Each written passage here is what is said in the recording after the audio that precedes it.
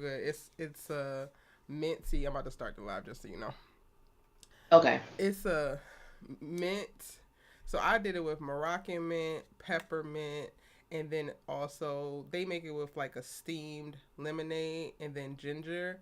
But I just took like Ooh, lemons and ginger and like blended them and like strained them in.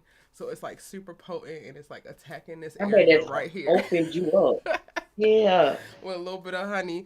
Hey y'all, we just talking about my little medicine ball dupe that I got because I'm sick or getting there and I'm trying to fight it with all my spirit and my soul. What is good, y'all? Welcome. I'm not laughing about you being sick. It was the way that you said it. What? Oh What Lord. did I say? Yeah, because you was like, hey y'all, we just talk about this because I'm sick. I don't get sick, Ellie. So when I do, I get so annoyed, and I liken it to like when men get sick, they get super babyish. When I get Like, sick, I yeah, get super annoyed, as if like the audacity. that's how I am. I rarely get sick. Like I like cold, so I rarely do I get sick. But yeah, So that was whatever this funny. is in my throat, I'm like, girl, where's Deborah Cox at when I need it? Because nobody is supposed to be here. I got videos to make. What is this?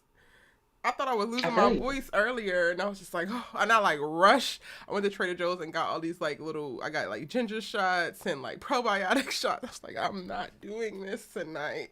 I feel you. Anywho, I feel hey you. y'all, welcome in to another episode of Our Sistas Keeper, hosted by your good sis you let her talk TV with, and the incomparable. Finally, Nick, giving it to you when I give it to you, but always in the nick of time. Always in the nick of Always, time. We love that for always. us. How's everybody doing How tonight? y'all doing? Drop in the chat. Yes, Journey with Cece, the strike is over. The actor strike is finally over. The writers have been back to work now for about 5 weeks, I think. But now the actor strike is over. So as of 12:01, it will be officially over. I'm like literally texting my bike group, like trying to figure out, are we still are we still biking tomorrow? Because we typically do. Um, oh, you're gonna let me know in a half hour. Okay, cool. But there Do won't you be drink, do no. you drink liquor? Hmm. Do you drink liquor? No, not really. I only I don't drink need on to. like special occasions. If then, like I gave up alcohol, I guess 2 years ago now. But like I drank for Shaniqua's um Sheen cover release party, and I'll have like wine.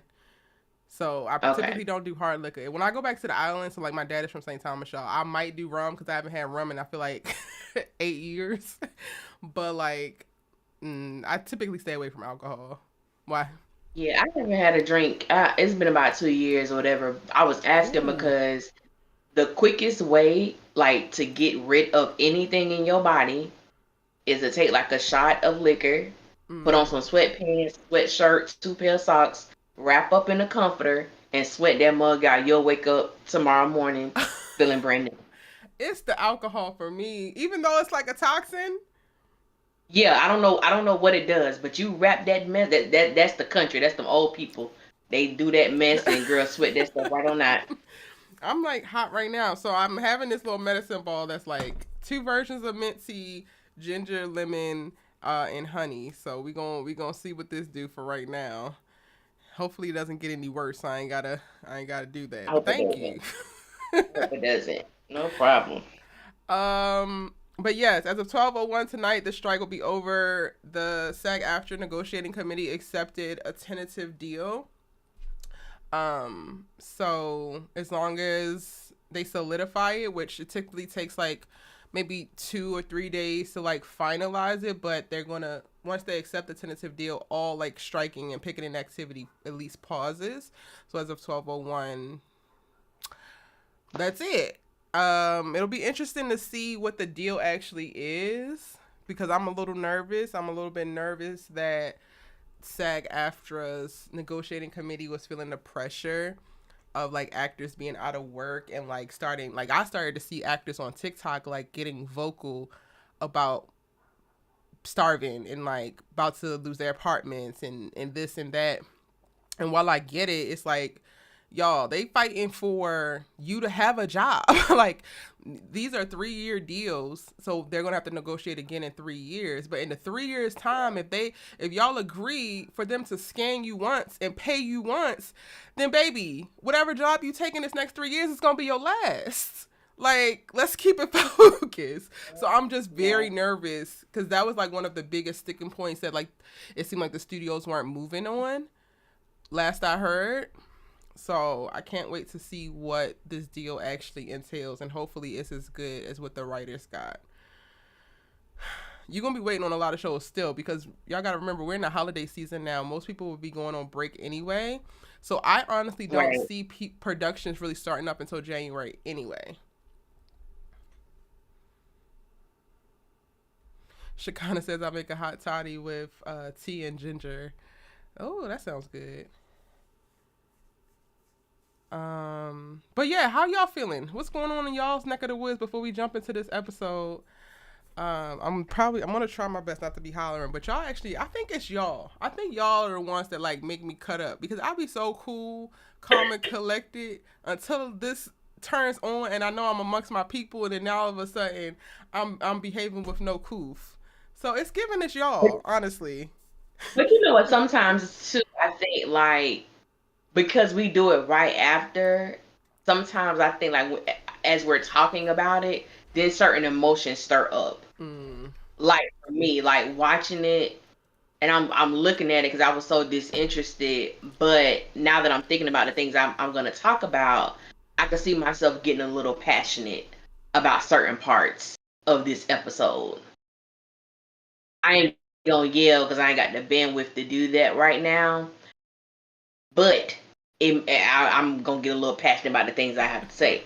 But but yeah, Yeah, so like I was going back and y'all, I didn't put it in the description box. I'm gonna add it. This has been an interesting day, but we had now have socials for our Sisters Keeper where we're gonna be putting clips of the episodes up and like sharing it and all of that. So I was going back and like cutting clips and like pulling different segments of like specific things that we were saying. And I was like, Erica, you hollered all last episode, like every bit of last episode. You were just hollered at the top of your lungs. You were throwing your body parts around. You was rolling your eyes. You cussed Tyler Perry out about 4 times. What is? It's wild. And I'm like, it's the people because I was perfectly calm. I think. I mean, I was hollering during the episode because it was a crock of bullshit, but it I don't was. know. You know how you when back in the day when you used to used to get to school and your favorite friends would be there, or like you was just excited. You would be so calm in the car, or you'd be so calm walking up, and Yeah, then once you get around your people, it's like, oh, I'm amongst my people. yeah. I'm feeling I'm like maybe amongst my that's it. people. That's I'm it. amongst my clan. Absolutely. Y'all drop y'all's ratings for the episode as we get ready to get started. Um, we do have a lot to Erica talk James about. said, "I got you, Allie." What Yeah. you say? Erica James said, "I got you, Allie. I can yell." All right, sis. All right. I gotta preserve my voice because as y'all saw, you didn't get no damn videos from me last week. And with every day that was ticking by, I was like, I need to do that breakdown. Nah. I need to do that breakdown. Nah. And I got to No, today I'm and I good. was I'm just good on like, that. yeah, I don't care that much. So I definitely got to give y'all a breakdown for this episode, but like, I can't be howling and screaming because I will definitely not have a voice tomorrow. Child. My word. But drop y'all's I ratings. love, I love the way Erica rated this episode. Do you see her comment? I'm gonna let you read it. I ain't gonna spoil it for you. What she say? She said go to hell. Well, tell them how you really feel, Erica. It's the two for me. It's the two for me. I love it. Oh, happy I love it. birthday to Just Danielle's daughter. I hope it was a wonderful Oh, oh, day she, for her. she turned 3. Oh Lord, I Oh, know I she know wore you you must out be for real. tuckered out, honey. Get you a Yes. nice little tea and let's sit in and chit chat because you can decompress, honey. I know that she wore you out, especially up in Hobby Lobby. They got so many little trinkets and all this. But shout out to her and happy birthday to her. I bet you're an amazing mom. Danny has no PB idea what Law she says I wants. give it an 8, mainly because I loved hearing Karen. She wants to be alone and focus on herself and her child. You've got Mel says Dang, negative infinity dang. to beyond. Money Green Negative to say 4 out of 10. infinity. It's giving Buzz Lightyear and not the positive Lightyear kind. all the way, all the way. I That is live. so funny. So we got a 2. Somebody, you said an 8. A negative Hmm. infinity. I mean, I will say that this episode wasn't as bad as last episode, but I feel like it wasn't as bad as last episode because this was just more of the same of what we're used to. And last week's episode was very different. Mhm. Mhm. Yeah, that's how I feel too. Like it wasn't. I don't know. Like it was. It was just like I agree with you. It was like same old, same old. The monotony of it all. It was just like just it. I don't know. Yeah. Like I could have literally took a nap while I was playing. It I did really take a nap. wasn't. Like I Yeah, literally you was did. Yeah. scurrying to like catch up and watch the Yeah. episode. Yeah. It wasn't engaging. It wasn't engaging. Vaughn C says I'm less pissed this week than last week's ridiculousness. Yeah. Tracy Um, B said Karen 10 overall. Meh 4. Angie says Karen should stop telling Two Face her business, Oh baby. baby, we ooh. And I just knew Mm. I was gonna make it out of this episode without anything to say to Fatima.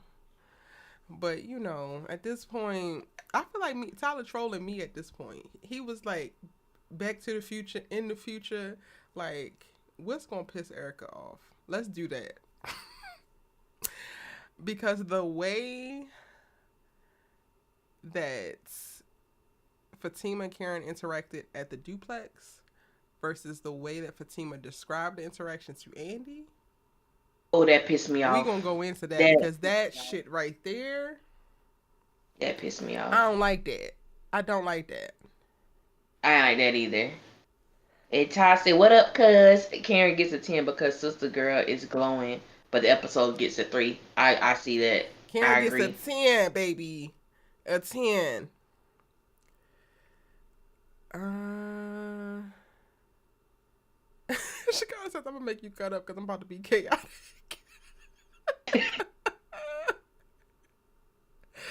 Not y'all, like, not y'all advocating and pushing for the foolishness. You know what? That's what we here for. We here to have a good time, not necessarily for a long time. Money Green Taste is a 4 out of 10. Okay, Allie, what you rating it? Give it. I'm gonna give it. I'm gonna give it a 4. Okay. I'm gonna give because I wasn't angry. Yeah. It was just same old. But it just there were some parts that did make me upset, but there were some parts that I felt were very touching as Mm, well. I think there were many different emotions that I experienced watching this episode. Um, but I ain't gonna say I took some points away. It just a 4, a 4. I think I'm gonna give it a 5. But Okay, that's literally just because in like looking at the landscape of 6 seasons of what we have gotten and like rating it amongst that, like yeah, last week really made me have to like adjust. Like Erica, you are in Tyler Perry land, yeah, girl. So you are not gonna get like what you feel like you should on a base level of screenwriting, on base level of character development. It's just not going to right, happen. I'm giving it a 5 because it didn't evoke anything from me. Like I wasn't angry pretty much ever, aside from that one little point where I was just like, ugh, I'm annoyed at that. But it didn't. It didn't trigger me to feel good or bad. In all honesty, like I know I said yeah, Karen gets a 10, but I kind of am disappointed in the Karen character in this episode because I don't like her tuck and tail with all these people who have like clearly wronged her. Like, mind you, she's not, 100% in the right. I think that she didn't wow out like she could have at the grocery store, like how people might want to describe her to have. But like, the like Andy have still feeling the way after you left her damn house the night before. You were so happy that she had apologized and gave you the apology that you want. You still holding on to that the next day, and she like, girl, I'm sorry, and basically her like I just didn't like to see that. It's just like, girl, fuck Andy. Yeah.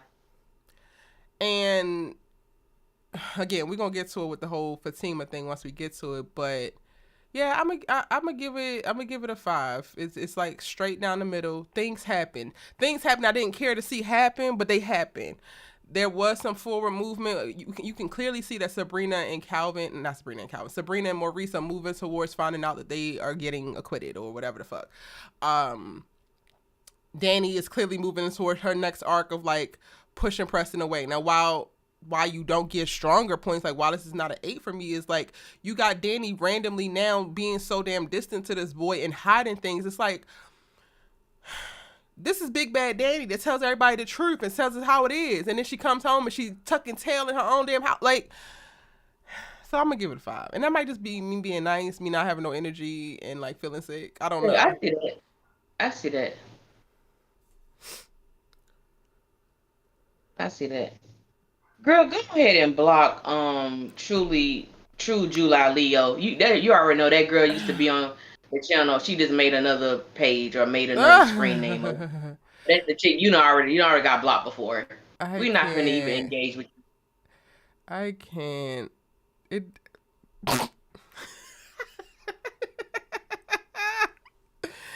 That's hilarious. God bless you, Mama.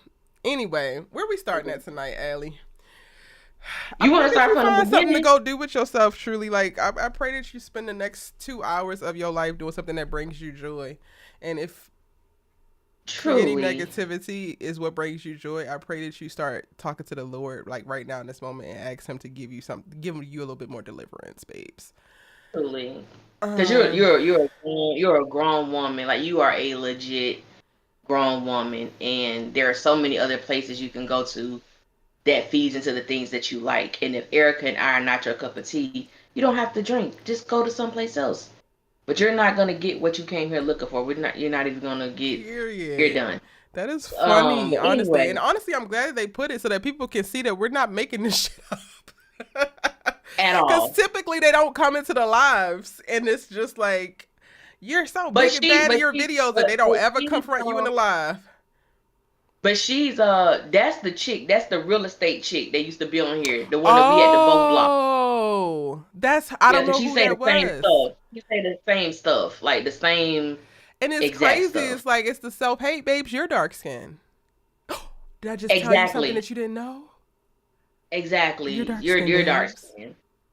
Yeah. You're dark skin. Beautiful and dark skin. It's crazy, girl. But yeah, we can start from the very beginning of Okay. how the episode opens up. Child. Now, I ain't gonna I'm so lie. sick of this damn grocery store. Nothing positive happens at the grocery store. Nothing positive. It's always something crazy. It's always something wild that happens at the grocery store. But for me, in this particular scene, I was just like, in the beginning of it, I was like, Karen, let it go, baby. Get your food Mm-hmm. and go home. Mm-hmm. You don't have to engage with them. You don't have to even acknowledge them. You don't have to do any of that stuff. Yeah. This ain't even the time to have this conversation. That's where my mind was. Like, it's not even the place or the time to have this conversation. It's just not. Um,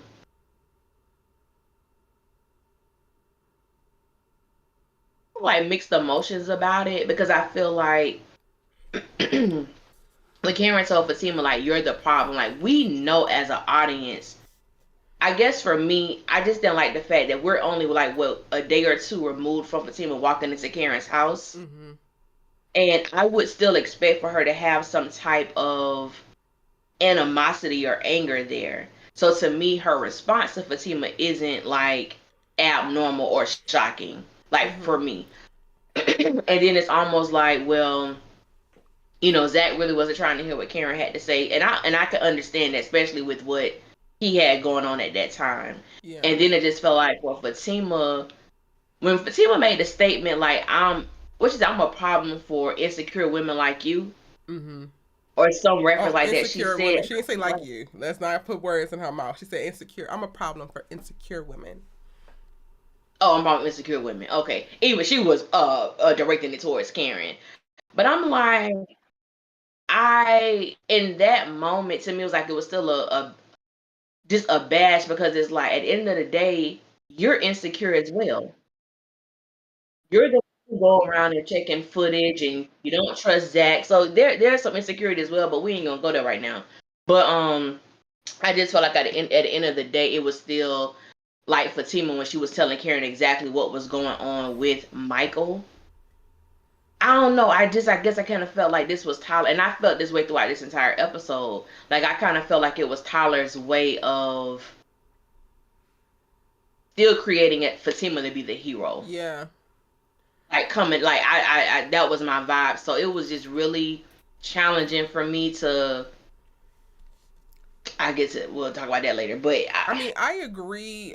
Just Danielle said, I think that Zach made it go left. I think that Zach definitely antagonized the situation. It just had callousness in the initial approach. But I get it. He's flustered. He got his son that he ain't seen. So it's an awkward situation, period. I understand Karen having the animosity that she did. Um, and yeah, like I literally looked at that and I'm just like, Tyler, when is it going to be enough? Like, when is the raking Karen over the coals going to be done? Like, when are you going to stop dragging her? Because it really just turned to be a like self-righteous, sanctimonious scene where they could declare that the team of love is so damn strong and shit on her. And it's like, okay, yeah, cool, but like we've already seen this. We've seen this in so many different iterations. We don't need to see this again. So that part was yeah, definitely like frustrating. I think that Karen did remain calm, but she had questions and she didn't want to be dismissed. And like this is all very real. This is going to happen regardless, right? Because they have to figure out a co-parenting relationship. So this situation was going to happen regardless. It's unfortunate it's happening right now with Michael, but she ain't do nothing to that damn boy. Like Fatima was like, no, "Don't do that. He's asleep." Karen backed off when she was trying to see his face. Like had no aggression towards the kid, and I just feel like they framed it as if she's like this wild attack dog, when it's literally a conversation. It's no different than y'all were walking and having a conversation as well. If y'all ask this little boy, is he okay one more time, and you know that he nonverbal, I'm gonna punch you in the face. But like this is all just conversation. We can't, as adults, have conversation, and Zach is still very much so a child himself. So he immediately jumps to the least emotionally stable decision or the thing to say, and then it just does not help. Now, what I will tack onto Karen's bill, while I don't think that she was wild and crazy, I think that she could not have pressed the issue at 11 o'clock at night in this grocery store. right, right. I agree. That was my thing. I'm like, it's after 11 o'clock. It's late. Y'all, this not even the time and place. And I remember like one girl, just to let y'all know, when you do post a comment and you delete it, we can still see it until like Mm, a couple minutes later. Then YouTube will take it out. But in my review, I had made a statement that I felt that Karen asking where does her child basically fit into Zach's life, I could understand that being a concern for her. Like I think mm-hmm. that's a natural concern. And this girl was like, "Well, how is that a natural concern or a natural question for Karen?" I just feel like you give her so much leeway. And in my mind, I'm thinking she's pregnant. She knows there's a possibility that Zach has fathered another child. She's trying to, and he's engaged to Fatima. She's trying to understand where she gonna fit in this equation, where her child gonna fit. That's legit.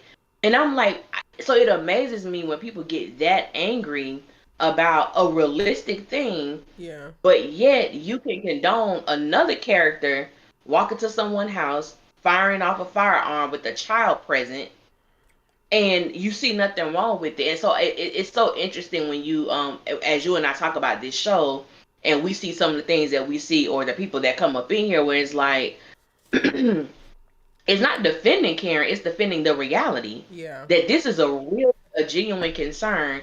But like you said, girl, that thing, I didn't know whether to be pissed off or laugh when they kept asking Michael, was he okay? I'm like, he doesn't communicate. Why y'all keep asking him that? But I think what you said was so important because Karen has always seemed as a certain way. And then when Fatima made that statement of like, don't do that, he's asleep. What is she doing? What did she Mm-hmm. do to him? And Michael wasn't asleep. Yeah. What exactly were you trying to insinuate? But that happened throughout this entire episode when it comes to the character of Karen. But we'll get to that. Yeah. But oh yeah, it was just And interesting.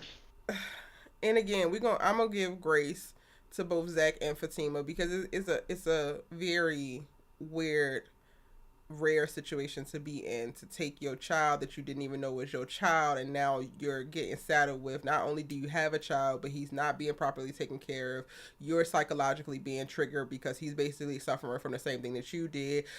There's a little bit of Yeah, guilt there in that you haven't been around for 3 years, so he's been suffering with this for at least 3 years, and now you're coming to try to do the right thing. But like, Zach is still in a place where, again, he's been to minimal, very minimal therapy sessions, so he doesn't really know what to do with all of the emotions that are coming up from him, whether they're guilt, shame, anger, disappointment, like still, love, like. And then within the same scope of time, he went from the Karen crisis to the Michael crisis. So I am going to give him grace in the moment of, like, I do feel like he was antagonizing and very curt for no reason. He just wasn't behaving like a baby daddy who actually wants to have a positive co-parenting situation, because you're just not going to do that. You're not going to see this person, regardless of what happened beforehand. You're not going to see this person and be like, oh, like, of course, like, somebody did it to me. I'm like, something wrong with your fucking face? What are we talking? Like, oh, you disgusted now? Like, there's so many ways it could go left. But again, I'm saying that, and I still understand all that's going on with him, and he doesn't have the resources or the tools, right, to do what he got to do. Fatima is handling this. This is all things that are outside of her, and she don't actually have to be a part of. None of this, aside from like her love for Zach, none of this really affects her. This is literally all of Zach's life and Zach's drama.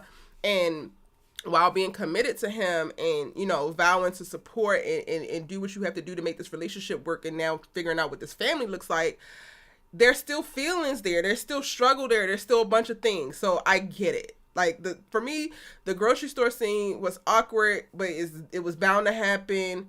I'm not mad at Karen because I don't think that she did too much. I think that everybody involved could have done a little bit better. The best part about it was the information coming out for Karen to be aware of the situation that Michael was in, and then we actually got to see the softening of Karen, because y'all like to act like she's Billy Badass and she ain't never been soft a day in her life, when Karen is the one to cry the most, cry first. She is so emotional and engaged with everybody and thing that she loved, but y'all play like this girl don't love or think well of anything. And I'm like, this right here is a prime example. She is not the big bad wolf you try to make her out to be. She has a heart, and she's a Black woman navigating very complicated feelings post breakup with a man that she thought she was going to be with the rest of her life.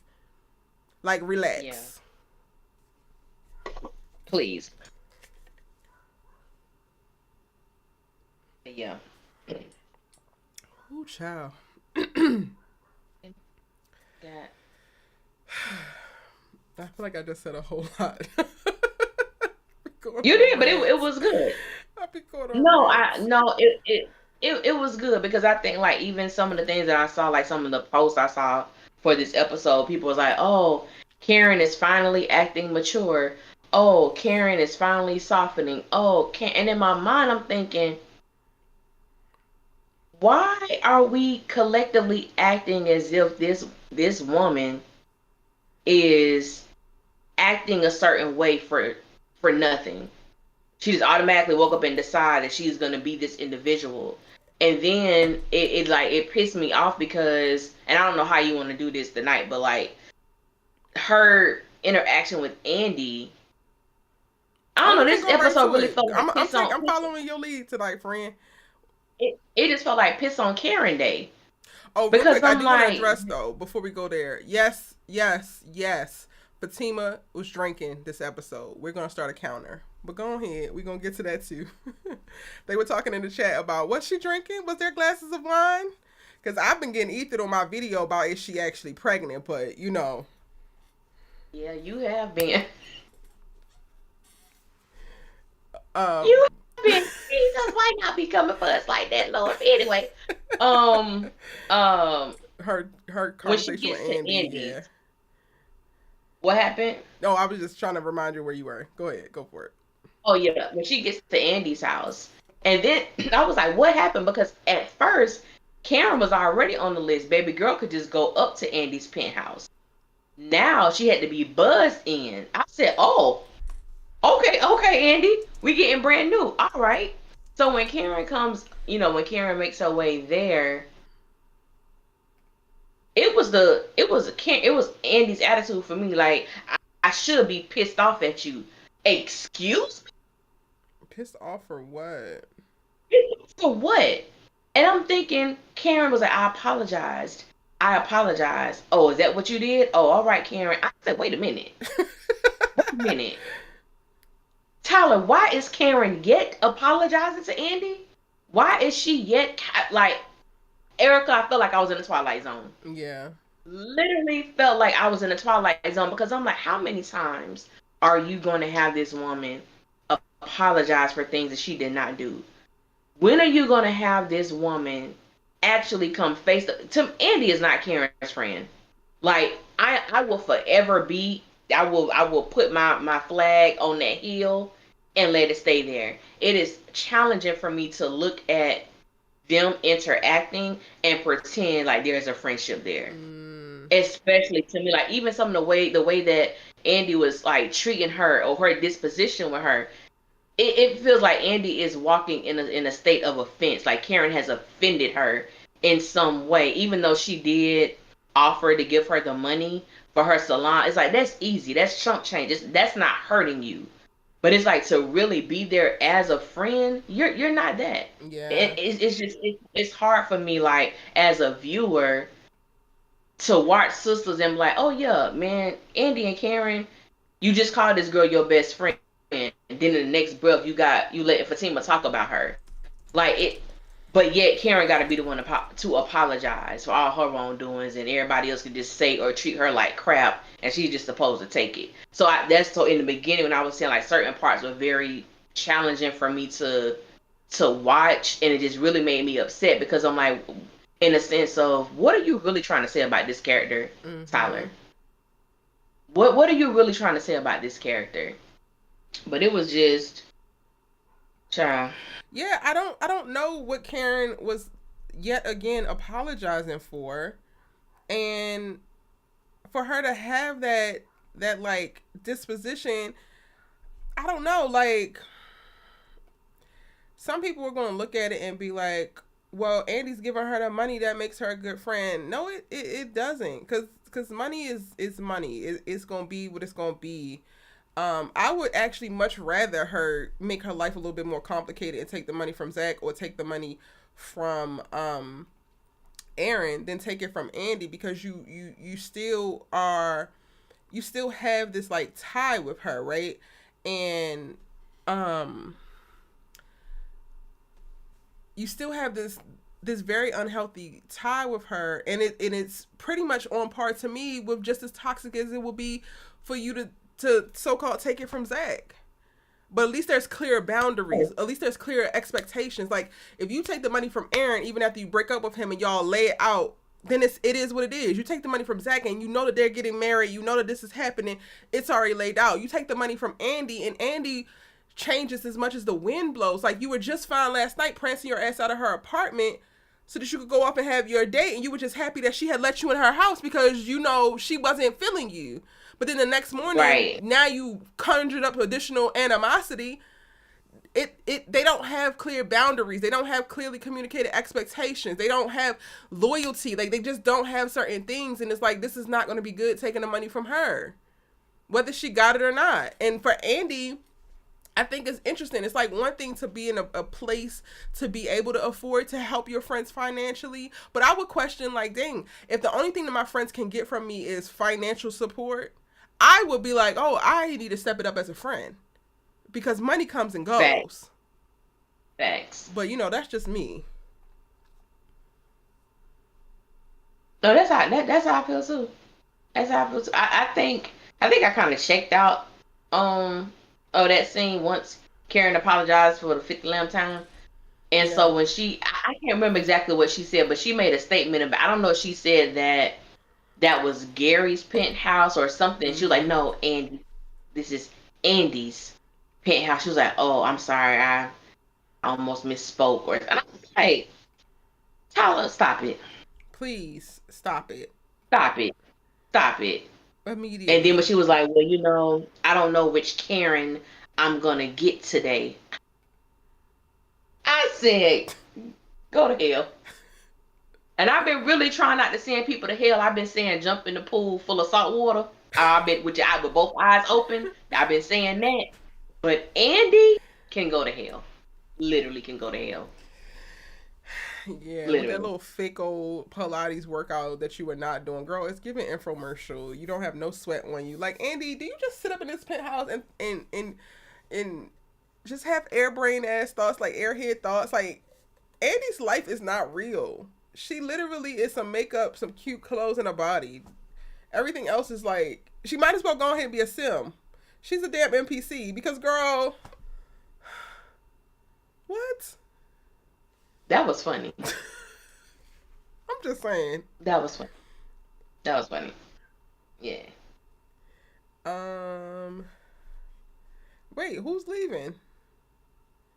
Oh, Huh? Erica James says let Ebony leave. Both shows will be canceled. Wait, is she leaving? She's not leaving. Like I guess you're saying like if she was to, because there's so many people asking, can Karen leave on season 7? I'm like, The show is done. it's done. It's a wrap.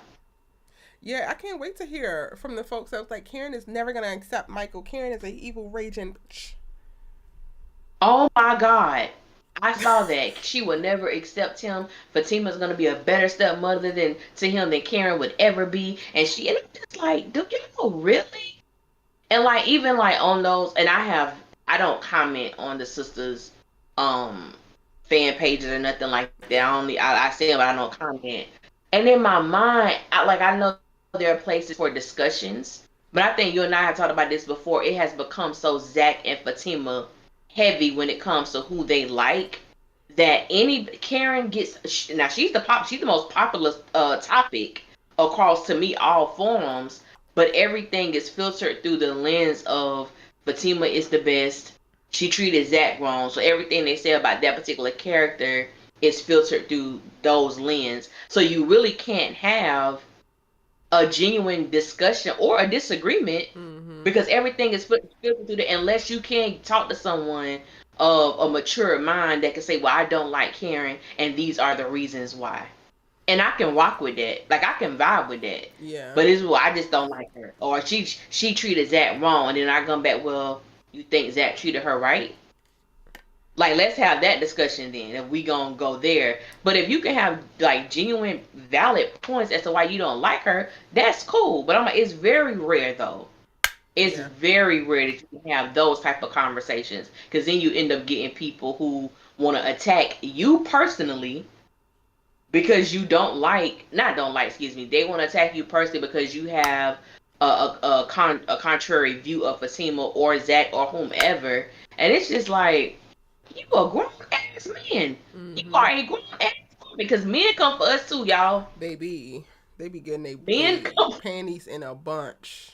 And they the worst kind. I men think I have come way for more us. empathy for these women because I have no cut cards with these men. None, What you not finna do is use your male privilege and think you gonna come in here and get the hollering and screaming and I ain't gonna humble your ass like the 55-year-old child in your damn mama's basement that can't get no punani and now you pissed at all of the women girl, because they don't throw you no damn punani. That's your problem. Go brush your teeth, Richard. girl, girl. um, but real quick, Kenny Ford said Fatima calling Karen bipolar was wild too. 100% wild.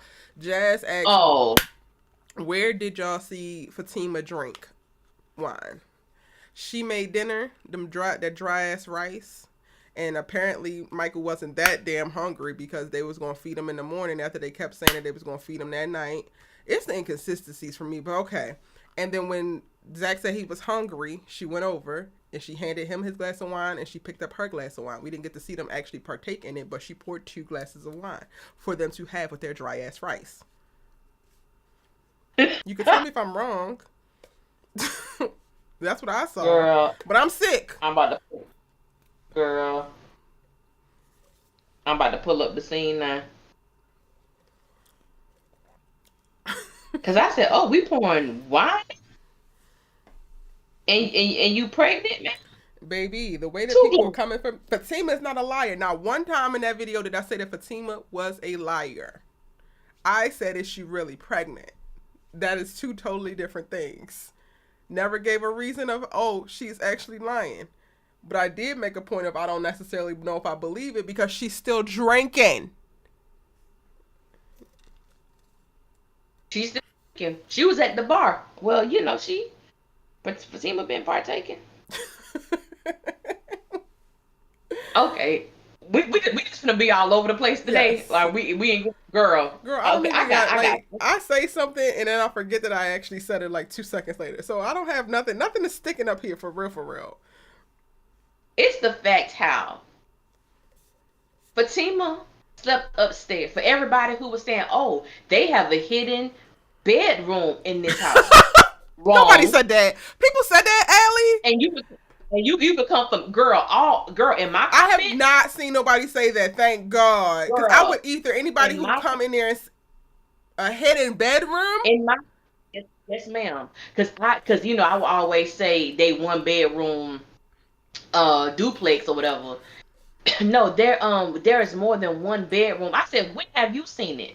Girl, they told me it's a bedroom in the cut somewhere, but to each his own. But tonight proved beyond a shadow of a doubt there is a 1 bedroom apartment, and they had to have that baby first of all sleep on that damn couch, and y'all didn't even give him a sheet to cover up with. You stacked 2 pillows on top of his little body.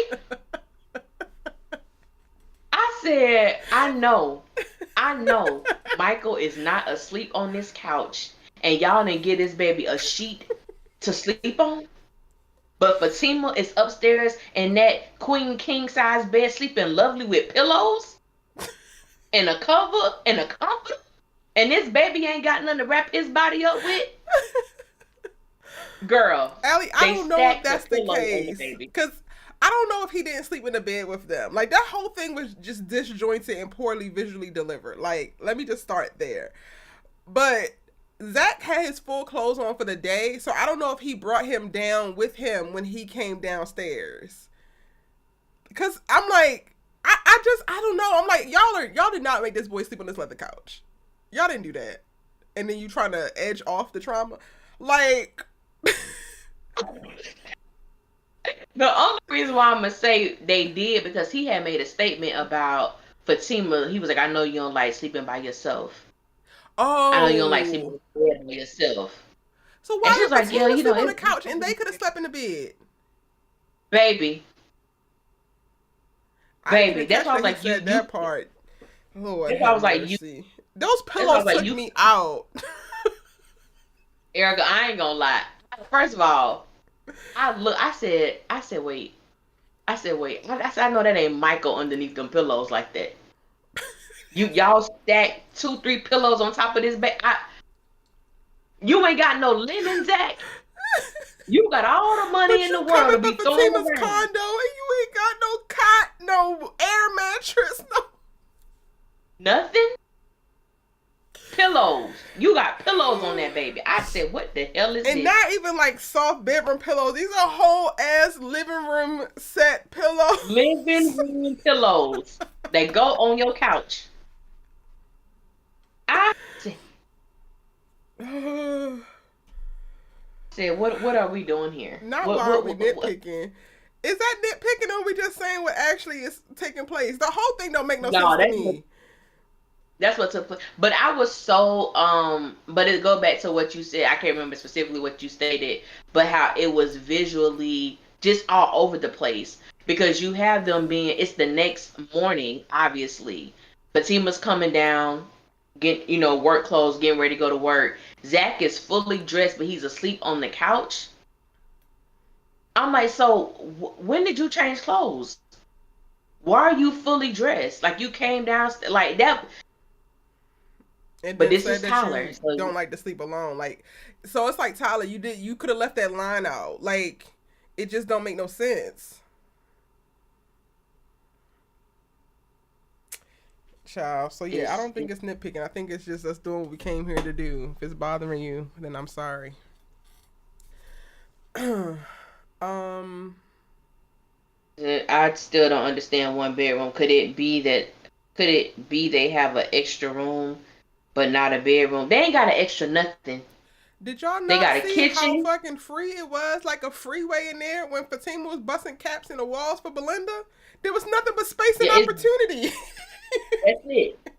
That's it. A bedroom, bathroom, dining room, jacuzzi. That's it. They ain't nothing else in there. Not a There is thing. nothing else in there. Not letting the baby sleep in the bed is wild. I'm not even gonna hold you. That is That wild. is wild. That is wild. That's wild. And can we just deal with this, Erica, too? Okay.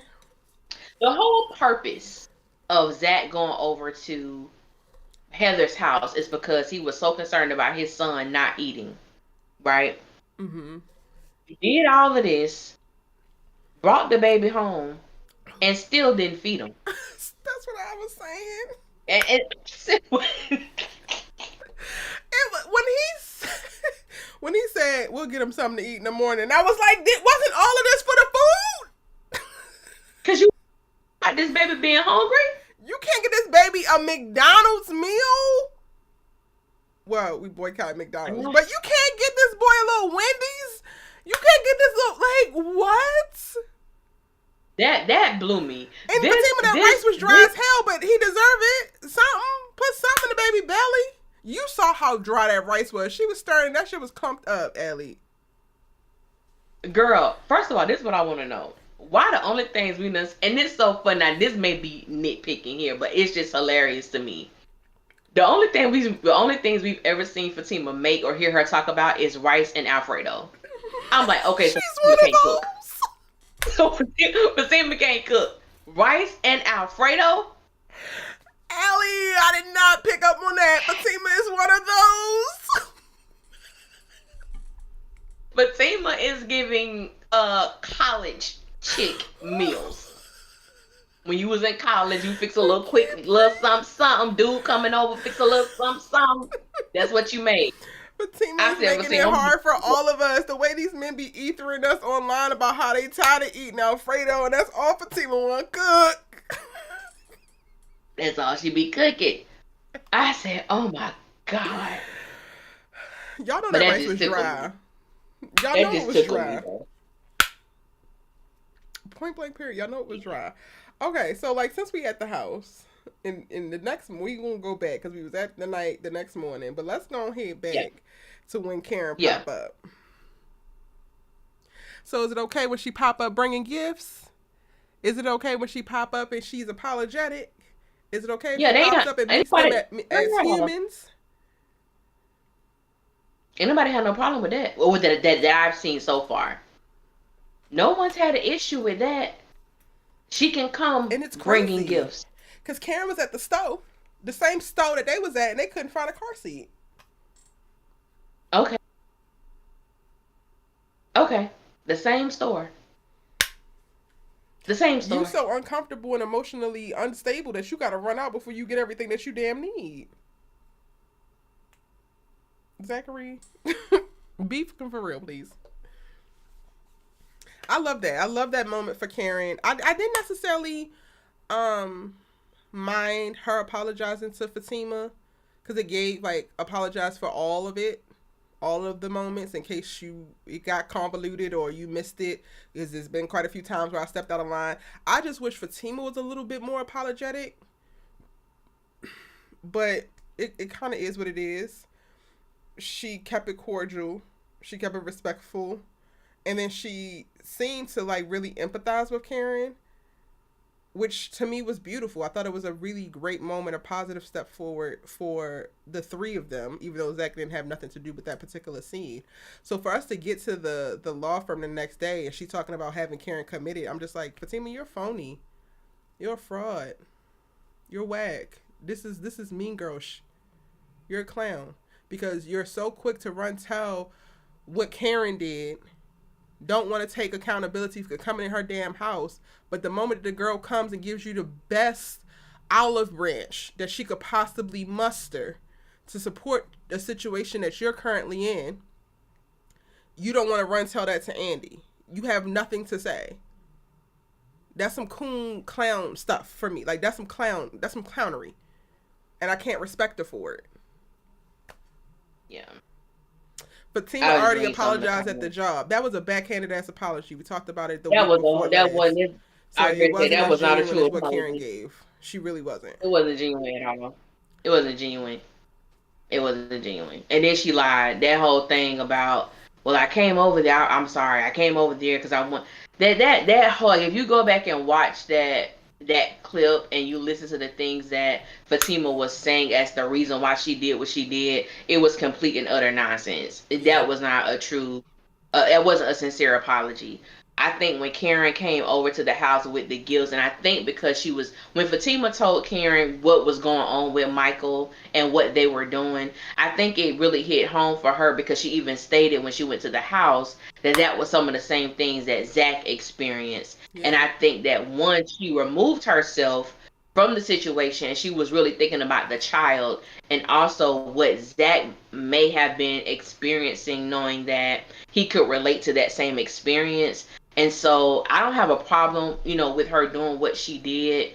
It just really made me feel like I'm glad she did what she did. And I think even becoming, not saying becoming an adult, but as we mature and doing things that are uncomfortable, but doing it because of the greater good. That when Mm-hmm. you can remove yourself from the equation, yes, I'm still angry and I'm hurt and I really don't like you, but it really ain't about you right now. Like they Mm-hmm. do take a certain type of individual to function in that. And so I respect Karen so much for doing that. And I did actually enjoy the little moment between Fatima Yeah. and Karen, but then it felt like it was of naught when we get to Fatima and Andy. And Like you that's the don't, part she don't that, allude to it at all. Karen goes to Andy and she says what happened, and it's already the stigma of like whatever happened, Karen is at fault. So she's already even in that conversation defending herself, but then also being accountable and atoning for it. And like, no, it was cool. Like everything was cool. Everything is good. And for Fatima to have a completely different story, it's just like wow. And you already know that this woman is in the middle of y'all too. You don't respect her as a friend or her friendship with this girl because you're giving her half of the damn story.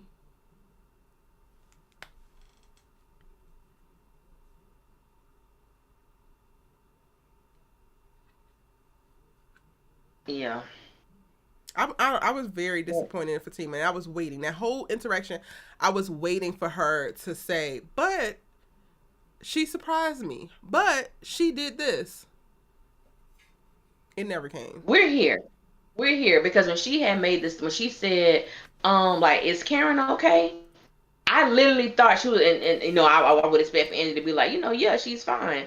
Well, I'm just asking because she came over to the house last night and she brought the guilt. I was literally, that was my mindset too, Erica. That was I thought it was a setup for her to explain to Andy what actually happened between her and Karen. Because I'm like, you acting as if you didn't just walk into this woman's house in an aggressive way, as if you was about to beat her pregnant ass and jump the rest of her friends too. Yep. Like that's the kind of energy that you were on, and so it just amazes me how it's like, well, that don't even matter, or yeah, pregnant women don't act like that. Do they? Do they not? I actually hollered out, "How would you Do know?" And then they I was not? just like, "Well, maybe she would know because we don't know when she got rid of hers." Oh, That was just my thought process well, for that. I literally said, "How would you know what pregnant women act like?" But she, I mean, I would that would have been, but I would have said I would have said, "What? How do you know how pregnant women respond or act? How do you know that scene with Andy and Fatima Oh my was such a gosh. disappointment. It was such a disappointment. And I think for me too, because overall, because there have been times in which I have stated, because we get people all the time Hold on one that act second, Allie. like Don't lose your thought. You got Mel okay, or Melee. I'm okay, sorry if I'm mispronouncing it. Shout out to you, the super chat. Come on. I appreciate you. She said, woo child, I'm tapping out. As entertaining as y'all are, eyes tired, boss. Y'all keep up the good work. Love the streams. Have a blessed night. Thank you so much, man. I oh, really appreciate you being a member. Thank you so much for the super chat. I'm so glad that you enjoyed tonight. And yeah, we will have breakdowns for you tomorrow and Friday. And I guess see you next week on the live, unless you watching Kingdom Business, because we're going live to talk about Kingdom Business tomorrow. I'm just saying. Kingdom I'm just Business saying. deal. But good night, love. Have a wonderful, wonderful, wonderful day tomorrow. Okay, go ahead. What you saying, Allie?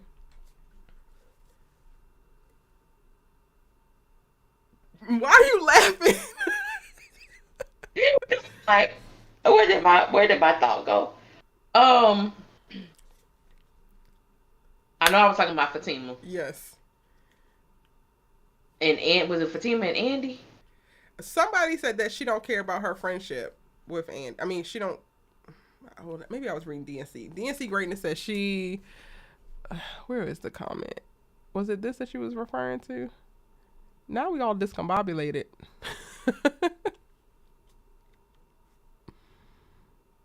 Oh wait, DNC Greatest, did you get rid of it? Oh, DNC Greatest said this is why I believe Fatima purposely trying to get in between Karen and Andy. She is such a fake bitch. Plays like she's so mature and understanding, but really a messy bird. Does that jog any memory? No, but I do want to address it. Who said that? DNC Greatness Yes. said that. Yep. DNC Greatness. We here, sis. We here because I've been saying that, and I have said that in so many of my reviews, and I have had people come at me in the most crucial of ways. And Mm. this is why I like that you made that statement, because I go back to, I don't remember the seasons, but I go back to once Andy did indeed find out that it was Zach that Fatima was messing with. Fatima would come in and say, "Girl, I know I shouldn't be talking to you about this, but I know you're friends with both of us, but I know I really shouldn't be saying this to you, but I need your advice." And my thing is, hold up. You already know that Karen and Fatima, whether you don't know the ins and outs of their friendship, you know that they're friends. And you know that there's a history there. To me, Fatima never respected that. Never Mm. respected it. And to me, Andy would say certain things, but then you would still allow this woman to come and say certain things about your best friend, about your sister. So you don't act like you respect the dynamic with you and Karen. So why the hell should I? And that's how I feel like Fatima has always been. But because she's, Tyler's golden child, the way Mm. she gets written, it's almost like she gets a pass for that, or people overlook it. Or we get well, Andy should be able to be friends with whoever she wants to be friends with. And nobody said that she shouldn't. I don't have no problem with Andy being a friend to Fatima. But you're not going to talk about my friend. Right. Not to me. The same way we saw the stuff tonight. There is a medical term for that. Now you calling my friend bipolar. You ain't Now even you saying we finishing need to go law get school, her. but now you a doctor. You a doctor? You saying we need to go get her checked after she did a great gesture to you and Zach? She needs to go get checked. So to me, and then Andy just be too. She just be too. What's the word? She doesn't stand up. Mm-hmm. She just lets it happen. But she's so Which is gung ho on not wild. allowing, Go ahead. Yeah. yeah, to not allow Karen to say certain things as it pertains to Fatima, but you don't have an issue with Fatima saying certain things about Karen. Like that has always been my issue, not the fact that she's friends with both. And the wild thing to me is like you can now muster up some residual resentment, which must be steeped in something else versus what's actually happening right now in y'all's life for Karen. But I have yet to see Andy hold any type of resentment, any type of issue for Fatima. It's given Karen like has so much more required of her, but you respect her less, and you respect y'all's friendship less. Yeah. Yeah. Facts. Because even when you think about the episode after Fatima walked into Karen's house when they got to the law firm and Fatima was in her office, y'all talked about that situation for 30 seconds and then y'all laughing hemming and hawing about you being on this dating app. You didn't after she called you a hoe. She addressed you first as the hoe. Mm-hmm. Nothing about that. Just nothing. Yeah, you my boss from 9 to 5. After that, it's whatever. Like you can get it too. So to me, it's like she's shown you certain things, but yet you don't have no type of nothing for that. You just let it go. You just cool with it. But I do agree with what you said. Is like you have this high expectation for Karen, but you respect her less. With Fatima, you don't have that. And I think for me, like for the umpteenth time, or for people who gonna listen to this on playback, that has always been my issue. And even when it's broken down, I'm still gonna get people to say, "Well, Andy can be friends with both." And for you, I just don't have nothing to say because that's not what I'm saying. That's not the point Mm-hmm. that I'm making. But I've just gotten to the place where I just understand people just choose to be stuck in a certain mindset Yeah. and they don't care to, get out of it, which is cool for them. Yeah, and that's It's just cool. that's just really what's tea, honestly, y'all. It's never, not never. It becomes a problem with being friends with people who don't actually get along is when you can't actually toe the line. And the biggest thing is that Andy don't toe the line. She don't treat the girls equally, or she don't even treat them proportionate to who she says they are in their lives. Because the way that she throws around Karen is my best friend, Karen's my best friend, and you treat her like a go on the street. Meanwhile, Fatima gets propped up and doesn't have to be accountable to for much of nothing. It don't give that this one is your best friend and this one is your employee that you're building a better relationship with and you have a lot of respect for. So Yeah. when the argument is made of how she of a friend Andy is, it's valid in that she, one, can't do the bare minimum of towing the line and remaining neutral, and then two, she can't even go as far as to treat the women in accordance to what she actually describes them as. So which one is it? Which one is it? I ain't having an argument no damn more because I said what I said, and Andy continuously, with every episode that passes, continuously proves me right, proves you right. Proves me right. I'm talking about accurately, 100% proof. Proves you're Like, right. let's call a thing a It thing, doesn't change.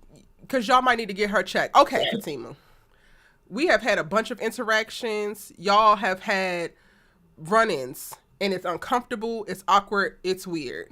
But let me stop you right there. What we're not going to do starting today is reference my friend's mental health, reference her but punani, reference anything. Yes. Because that does not actually matter. That is not actually helpful. I apologize for any inconvenience that you're experiencing by way of my friend. Yes, I do feel like she's doing some things that are a little bit out of the way. But what we're not going to do is say that she needs to be committed. What's wrong with her saying that, y'all? Can't hear you. Like, it could be so many of the things could be shut down so quickly. And Andy just chooses not to. And then Tyler messes up with showing us that Andy's actually capable of it because you got Maurice all the way together. So it's only gay men? She was the MVP for me in that episode. I was like, by time. It's only gay men and Karen who can catch hell from you. Is that what it is? That's what it's giving. Child. That is exactly what it's giving. Hot. These Stanley Cups is no joke. I got this at Sundance. This shit is so... Mm-hmm. I've been trying to drink this whole entire live, y'all. And it keeps it like whatever temperature. So if it's cold, it's going to be super cold. If it's hot, it's going to be super hot. And I can't even get this thing down because it's so damn hot. So random. So hot. If you leave the top open, it'll let some of that steam. That's what I've been trying to do. Open it all the way? Maybe I'll do that. Yeah, like take it off. Yeah, let it, girl. Like let that. I know it's hot as hell. Y'all see that smoke?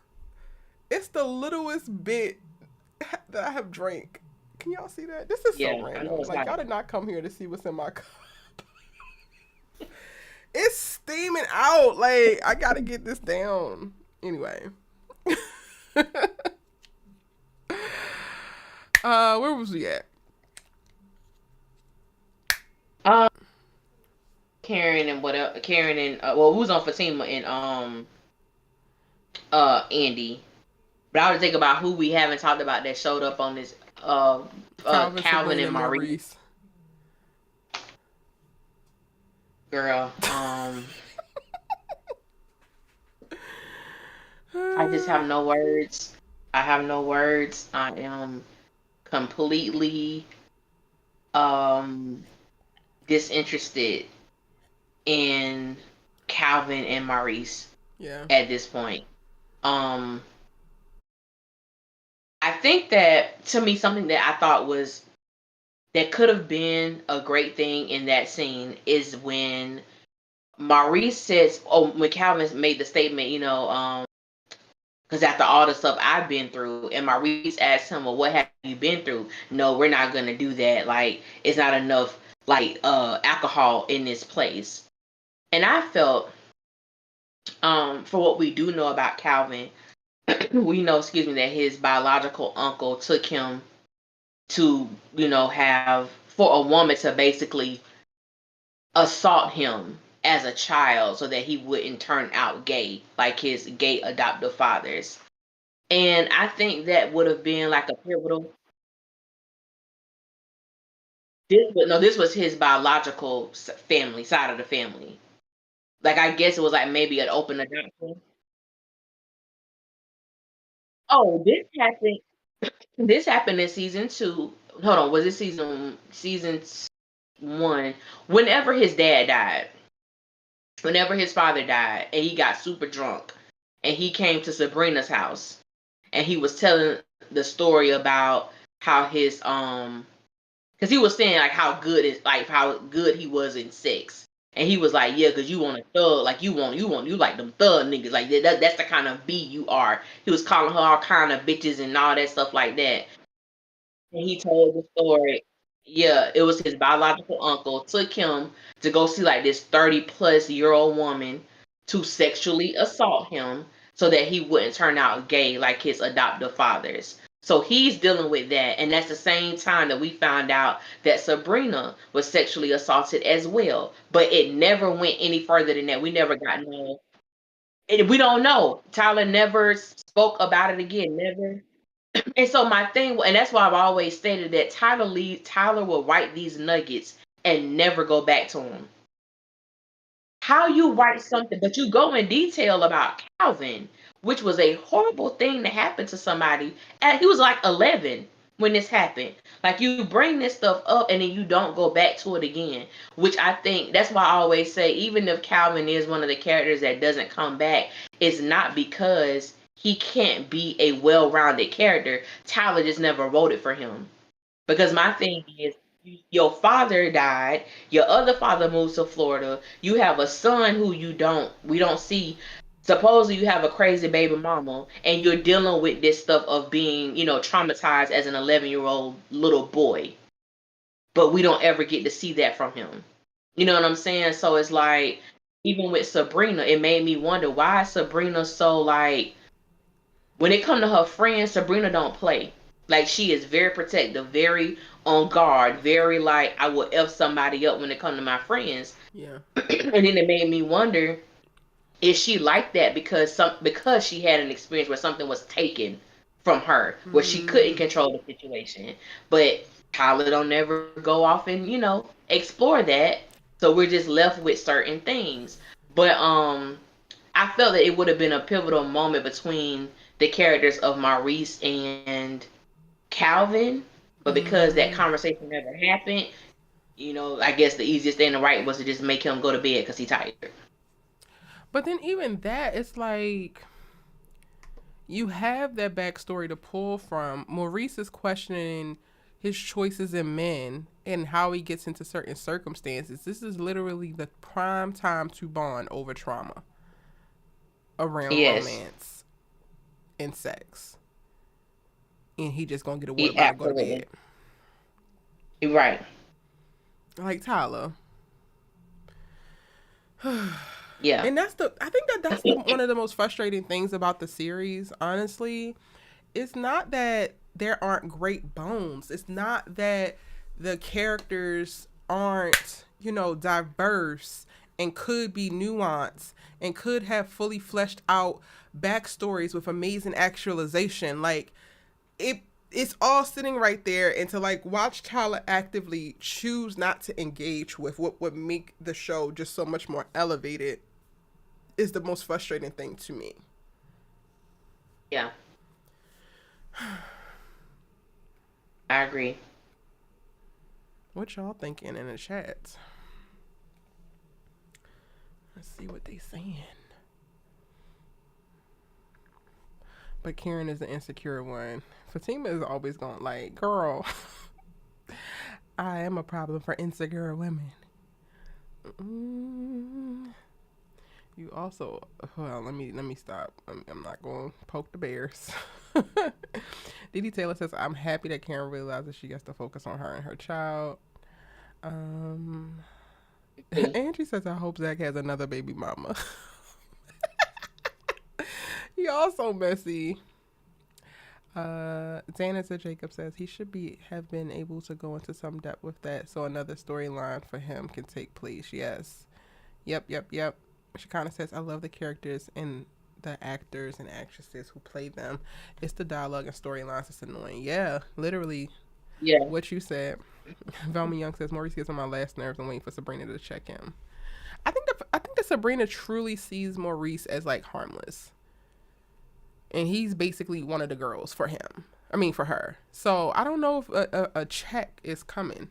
The closest we got to that, I think, was the in the lawyer's office or surrounding that circumstance. Like Sabrina gives Maurice a ton of rope.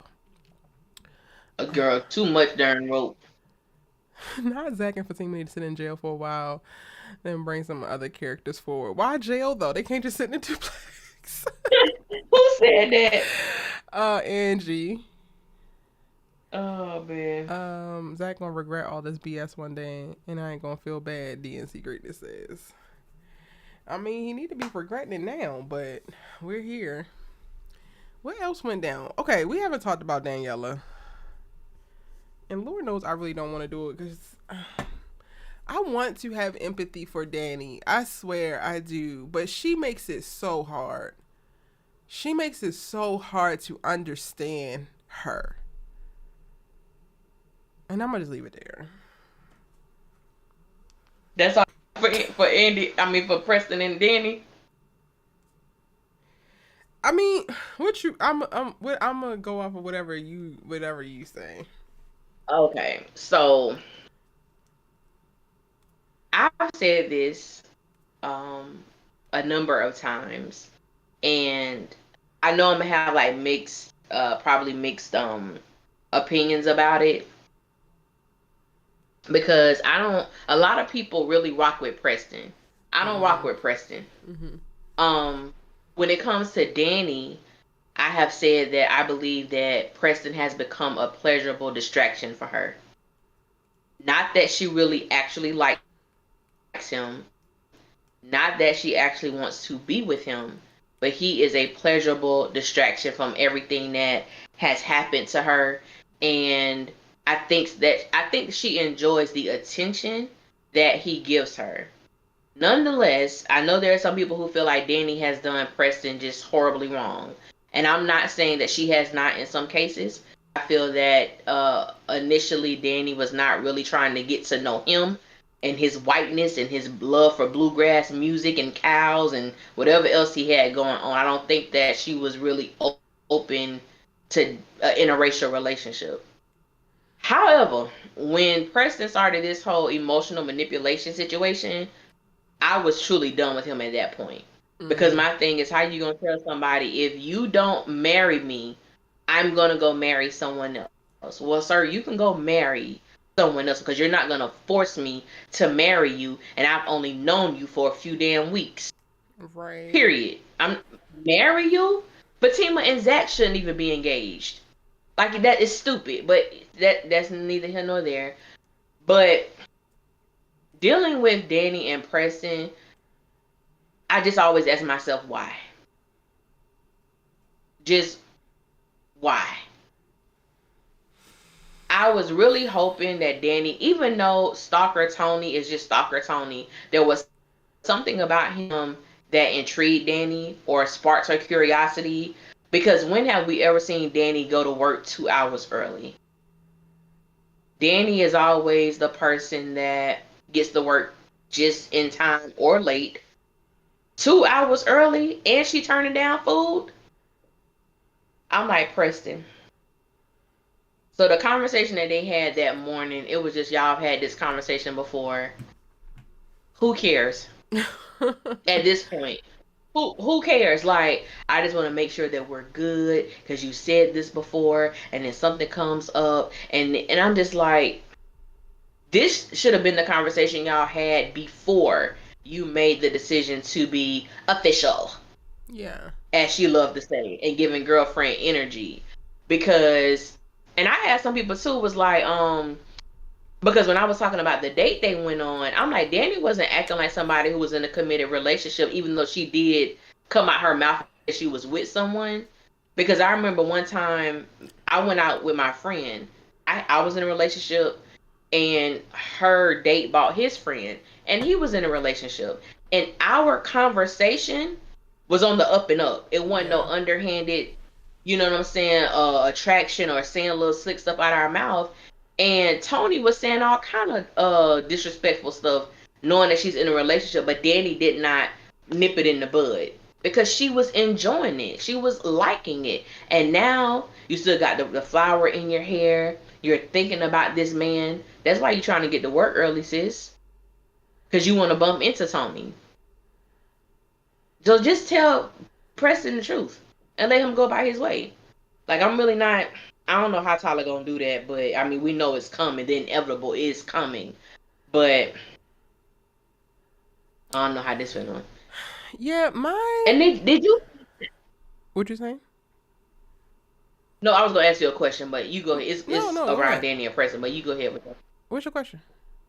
Did you think that? And it could just be me, but I think it was Tyler's writing. Did you feel that Preston was asking questions that he normally wouldn't answer? I mean, normally wouldn't ask. Like, where you going? Who you talking to? You texting the girls, right? Like, I've never seen him acting that way. No, he's asked that Danny. before. It hasn't been as concentrated, but he's asked, like, how was your day? What did you do? Where you been? Yeah. He's asked, like, that kind of stuff. I think with it being a sequence of back-to-back questions, because she was acting weird and distant for no damn reason. It's one thing to be, courteous and not want to make noise, but once you realize that he's awake, why are you still tiptoeing around? And she was just so short. Like, I want to go back to the start of your critique, because I want to be clear that my criticism for Danny is not rooted in me supporting Preston. That emotional manipulation was pretty much the straw that broke the camel's back for me too. Like, you're not going to ultimatum me into a relationship with you. Like, you're just not going to do that. But just because he did that thing doesn't mean that Danny gets to become a flaky, weird person. Like, correct. You don't get to lead this man on. You don't get to string him along. You don't get to run around preaching to your homegirls how you the realest one out the damn bunch, and then you do the fakest stuff ever in your real personal life. Also, the personal life that you don't actually share with your so-called friends. Like, Danny, to me, I have the biggest criticism for her because she's so high and mighty and she's so self-righteous when it comes to everybody else. Meanwhile, her whole goddamn house is on fire and she's too busy trying to put water out in Karen's yard. She's trying to, like, cut it. I would take Karen's erratic ass behavior any day over a that don't know what she wants, but then wants to act like she do, and everybody else gets demonized when they react to the very real inconsistent behavior she gives them. Like, girl, you was just talking about you committed and girlfriend energy and yada, yada, yada. And now this stalker has given you 3 hours of lip service, a couple drinks and no food, and a bus ride down to get kicked out in Decatur. And you want to, all of a sudden, you ain't too damn sure, but you can't verbalize that? Where just the night before you was, I'm going to tell you how it is. Well, get to telling it. Tell Preston. Matter of fact, tell your damn self because you're full of shit, Daniela. Look in that mirror and tell yourself how you're full of shit, mama. Because you are. Like, I am on her head because she's phony. And it's the most disappointing thing because I came into this series being like, okay, she's the real one. And it's like, no, she's not. She's absolutely not. And now I take not now, but like before, I take so much of what she says and does with a grain of salt. Because girl, it's one thing to be out here giving great advice and not taking your own advice, but you don't take your own advice about nothing? Nothing? I tell my homegirls, you need to put yourself out there a little bit more. I might not be out there putting myself out there more, but now I'm going out. Like I'm doing, like there's some kind of tangible action in line with that. She literally is a walking contradiction. And I'm over it. And then on top of that, I don't know if it's the writing or if it is, I don't know what it is, but girl, we don't believe you. We don't understand what is motivating all of this. You've had all this trauma, all this like, you're stupid, and I'm done with it. I can't. F Preston, if it's anybody in this damn spot, I don't care who it is. You could literally swap him out like a goddamn paper doll. Her being this way to anybody is a problem. And it's a problem for her and the person that she claims to be because she thinks she's one woman when she's actually another.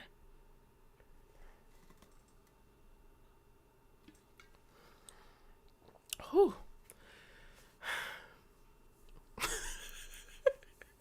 Me. Because I've always felt that way. And I used to feel like Danny, I think, and I've said this before on here, I didn't like Danny when the show first started. And she was the sister I had to grow to like. And even now, I will always say me and Danny have a love-hate relationship because even though she's still my girl, I don't like her like that. Like I don't be vibing with Danny like that because I just feel like you can speak the truth to people without having an intent to hurt them with it. You good? Child, I'm trying to be. Shout out to Mimi Loves Peace. She said, Erica, take it easy. We need your voice. I was like, all right now. But I'm trying to drink more of this because like I feel it. Like it feels so scratchy and I'm like talking and it's like making it worse. I'm like trying to drink it down, but it's hot as fuck. There's a lot going on over here. Y'all go ahead. I feel you. But yeah, but I was just like, I had to grow to like her. And I just feel like you don't have to hurt people with the truth. The truth stands on its own, and the truth is the truth. It doesn't need you to go in and try to put the knife in, turn it, and go up. Like, you don't have to do that to people. And I just feel like with Danny, I think in the beginning, I think she was portrayed as the real one, the one that keeps it real, the one that does that. And I'm like, it was just hard for me to believe that Danny was that keep it real person when I saw how she functioned within the sister circle. Like you're the one, you smoke your money away. You a paymaster to a certain extent with the dude she was messing with before that we saw in the grocery store. Like you were doing certain things while you never had no money, while your friends always had to come and pay for your lunch and do all these other things. And I'm like, but you keeping it real. No, somebody ain't keeping it real with you. Because how are you a supervisor? You a supervisor, not a regular employee. You a supervisor, but you'll never have no money. What's going on with you? So I guess for me, like Danny was just that person. I just like I'm like, no, I see how you are, and I'm not really rocking with you like that. And then a lot of the stuff with Danny, when the whole Zach situation, watching him as he's naked and doing all these foul things, and then because he told you, oh, the girls talk about you behind your back, oh, that's when you want to tell Karen, I F Zach. Like it was certain things I will never say to my friends. First of all, I'm not gonna try to hurt them intentionally. And secondly, to do something like that, like the stuff that she was doing, I'm like, you don't get off by it being a joke or by you trying to be, or I was being sarcastic. No, ma'am. What was your intent behind you doing what you doing? So with Danny, I'm like, nah, sis. And this whole thing with Preston, just let it go. Miss Keep It Real. Tell them the truth. Where you got that rose from? Yeah, it was on the side of the street, but you didn't buy it. Yeah, you and Sabrina were at the restaurant, but y'all each had dates of y'all own. If we want to keep it a book, I said, nah, baby, you concealing the truth there, Danny.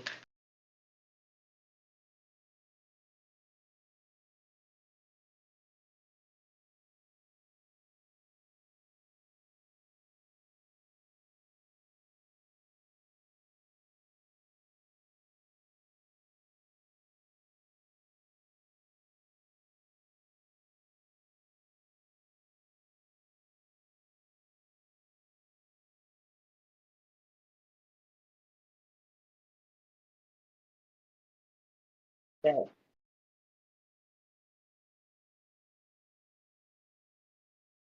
Period.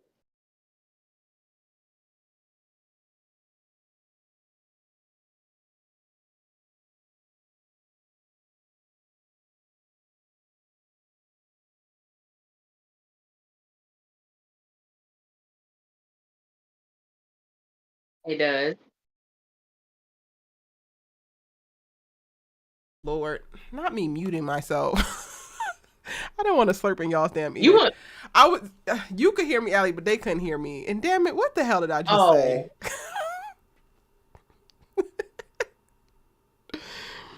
Oh, oh This is why I Lord! don't It need was no somebody. newfangled gadgets.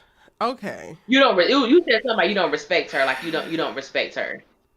Like have the Danny is conversation. You leave actively it alone. working in her own demise. And you Billy Badass, and you could call out Karen for what she is and is not doing in her circumstances, but you're literally running and or being passive in your own. And for me, it's okay for you to be unsure, to be insecure, to be struggling. You've experienced a lot of trauma in a very short amount of time. But like, girl, you're Yeah. gonna have to do something, especially when you're barking at your friends about what they need to do for their situation. I honestly believe if you told Preston a boy from my job gave me this rose because it wound up being a triple date to look out for Andy, that would not end y'all. That would spur more conversation. More conversation that need to be had. Because quiet as kept. You need to have a conversation about where the hell is Mindy and where's that ring.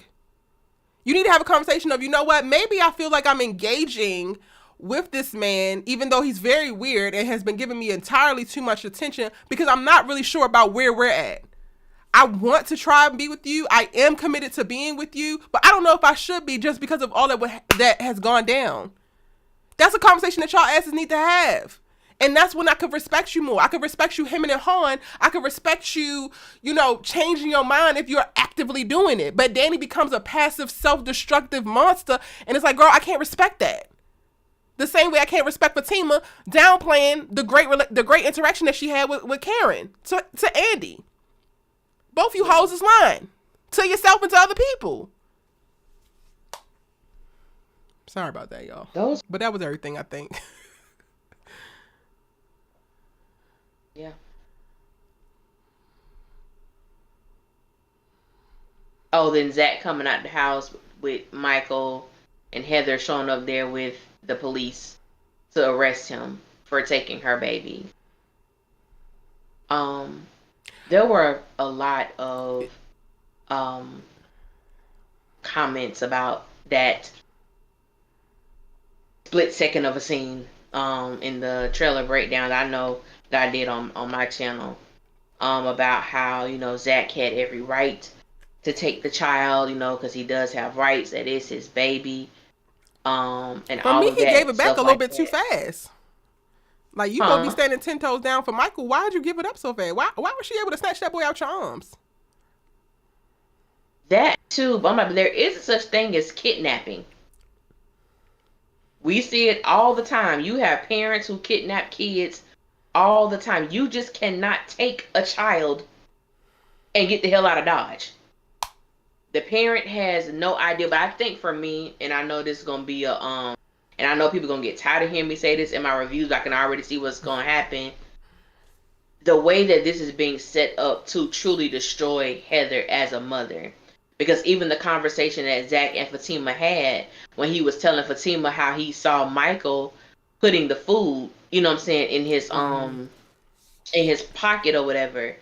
And before we get to that, before that, she was like, we still need to call her. And he was like, you know what, she ain't called me. And Fatima was like, yeah, that just goes to show what type of mother she is. And I'm like, I know that's gonna happen every episode. Every episode is gonna be a chipping away at this woman's reputation or her character as a mother. Like I already see that, and I think for me that's gonna really irritate me Yeah. because this is not how she was presented at first. And I do understand that people was like, oh, she was drinking. So because somebody was like, oh, she was drinking when the night that she showed up at Zach's house, and the fact that she showed up to Karen's salon and was saying like, yeah, so you, because I think Karen was like, so you was driving with your baby, I mean, drinking with your baby in the car. And I'm like, but Fatima's pregnant and she's drinking, so that's another conversation that we can actually have. But we'll save that. If she But I'm just pregnant, like, child. I'm not interested. I'm just not interested in seeing The this assassination play of out her with character. Heather. Yeah, I'm not. I mean, But I ain't gonna I know hold it's you. gonna happen. Like, I honestly could see her not calling. Like, if the dudes got beat up and she wasn't aware, she been at work this whole time. Like, she literally told us her schedule. So it seems like to me the top of the morning is when she actually gets off. She gets home and sees this bullet holes in her wall. Her nigga probably dead in the middle of her floor. Then it's like, okay, let me get my together. But if the boy didn't call her and say, yeah, they ran up in here and took him, then how the hell would she know? That's my thing too, because I just feel like, and I had this comment, well, I had this discussion with somebody on my channel in the comments, and it was like, well, Heather should have asked Zach to watch Michael while she was at No. work. Any good mother would Mm-mm. have done that. I Mm-mm. said any great and concerned father would Would have have said, you done know that. what? Let me since you work from this time to this time, Zach ain't doing nothing productive with his life other than trying to give checks to Karen every chance he get. While you're at work, that was a little cheap shot I threw in, but honestly, he's not doing anything during that time I frame. already told you what he And doing. He down at the damn if building playing solitaire on that goofy ass computer. on that computer. I'm like, so you can literally take your son to your office and he can be there with you while Heather is working. But I agree with you. I do feel like she was not made aware that her son was taken until she got off work. And then she went through the proper channels by going to the police station to have a police escort for her to go get her child. So it's like, for me, I just feel like everything is just so conveniently set up for Zach. Oh, my son ain't ate nothing. I can't eat because knowing he ain't ate. And then when you got him, you still ain't feed him. Like, Tyler, stop I it. mean, okay, so what I will But say, like, I want to give more great, like, I agree with you, Allie. The assassination of Heather so quickly is wild. Like, she's literally the sacrificial lamb to prop up Zach is an amazing person storyline, and I don't know if he ever going to be able to stand up to that allegation, but okay. Um, she, while giving her grace and, like, okay, she probably didn't know, she do gotta answer for whatever's on Michael's back, whatever's wrong with Michael's legs. absolutely, The putting food in your pocket thing, I ain't necessarily giving her that charge because if you love your mama, you could also like be like, oh, these pancakes is good, and he could be putting his food in his pocket for his mama. Like, so I'm not really too worried about that specifically, but the visible evidence of like him physically being harmed, she got to be accountable for that. Like, what the hell is going on? absolutely, absolutely. And she needs to be. Like, because it's either one or two things. If you're not knowing that your child is getting abused, you have to, because I'm sure Michael is not clothing himself. Mm-hmm. Michael isn't bathing himself. So you're obviously seeing these bruises on this baby's body. What have you done Yeah. from that point? So these things, which I think makes great story, because who knows what Tyler is conjuring up or has conjured up in his mind to deal with that. Like, deal with that abuse, deal with the bruises and all of that. But I'm like, yeah, there definitely has to be a level of accountability, because that is not something that goes unnoticed. It Yeah. can't. Not on the child. Like, no. Velma Mm-mm. says, "Don't get mad, ladies. We won't." Erica's the Won't. orange one. But if she can ask different men to watch Michael, why not ask Zach? I think this is a very logical question, so I get where it's coming from. For me, and I'm gonna be honest about what this is steeped in. It's 100% steeped in ego, right? I could imagine being put in that circumstance and like sometimes the number one person that you need to ask for help and assistance is the one that you don't go to, and you lean on what you know and who you know. And it's unfortunate for it winds up making your situation worse. It winds up not actually being the most conducive thing, but I immediately thought her not asking and he needs to offer because you haven't been there. Like once she had to track you down, she never see you again. Like she slept with you at a strip club and you probably never came back because you regretted that because you cheated on Karen or whatever. She had to track you down. I could totally see her not feeling like asking for anything that she can't like legally back up. So like coming for the child support, which is given very much so typical stereotypical baby mama, but you could back that up. Asking for it to support, like the courts can't make you see the boy. And then also I don't know, and leaning into what Allie is saying of like if you don't know that he's being abused or you don't know this is happening, which I'm hoping that there's some kind of redeeming something for Heather when it comes to like her being abused by these men as well. So her not really having it all there to be able to protect Michael in a way that she should. I could just see her just not like in a perfect world, you would say, okay, yeah, she would ask. But in a perfect world, Zach would offer. The first thing that he would not do is figure out the money thing, but be like, when can I see my son? When are we splitting this time? All right, this is what my schedule looks like. Like, how we make this work. Because she didn't even have to go as far as to tell you what her schedule looked like. Like, she was already given a lot and embarrassed. So I think that's a very valid question, but it's a lot to ask for a woman within her specific circumstance and mindset, I think. What you think, Allie?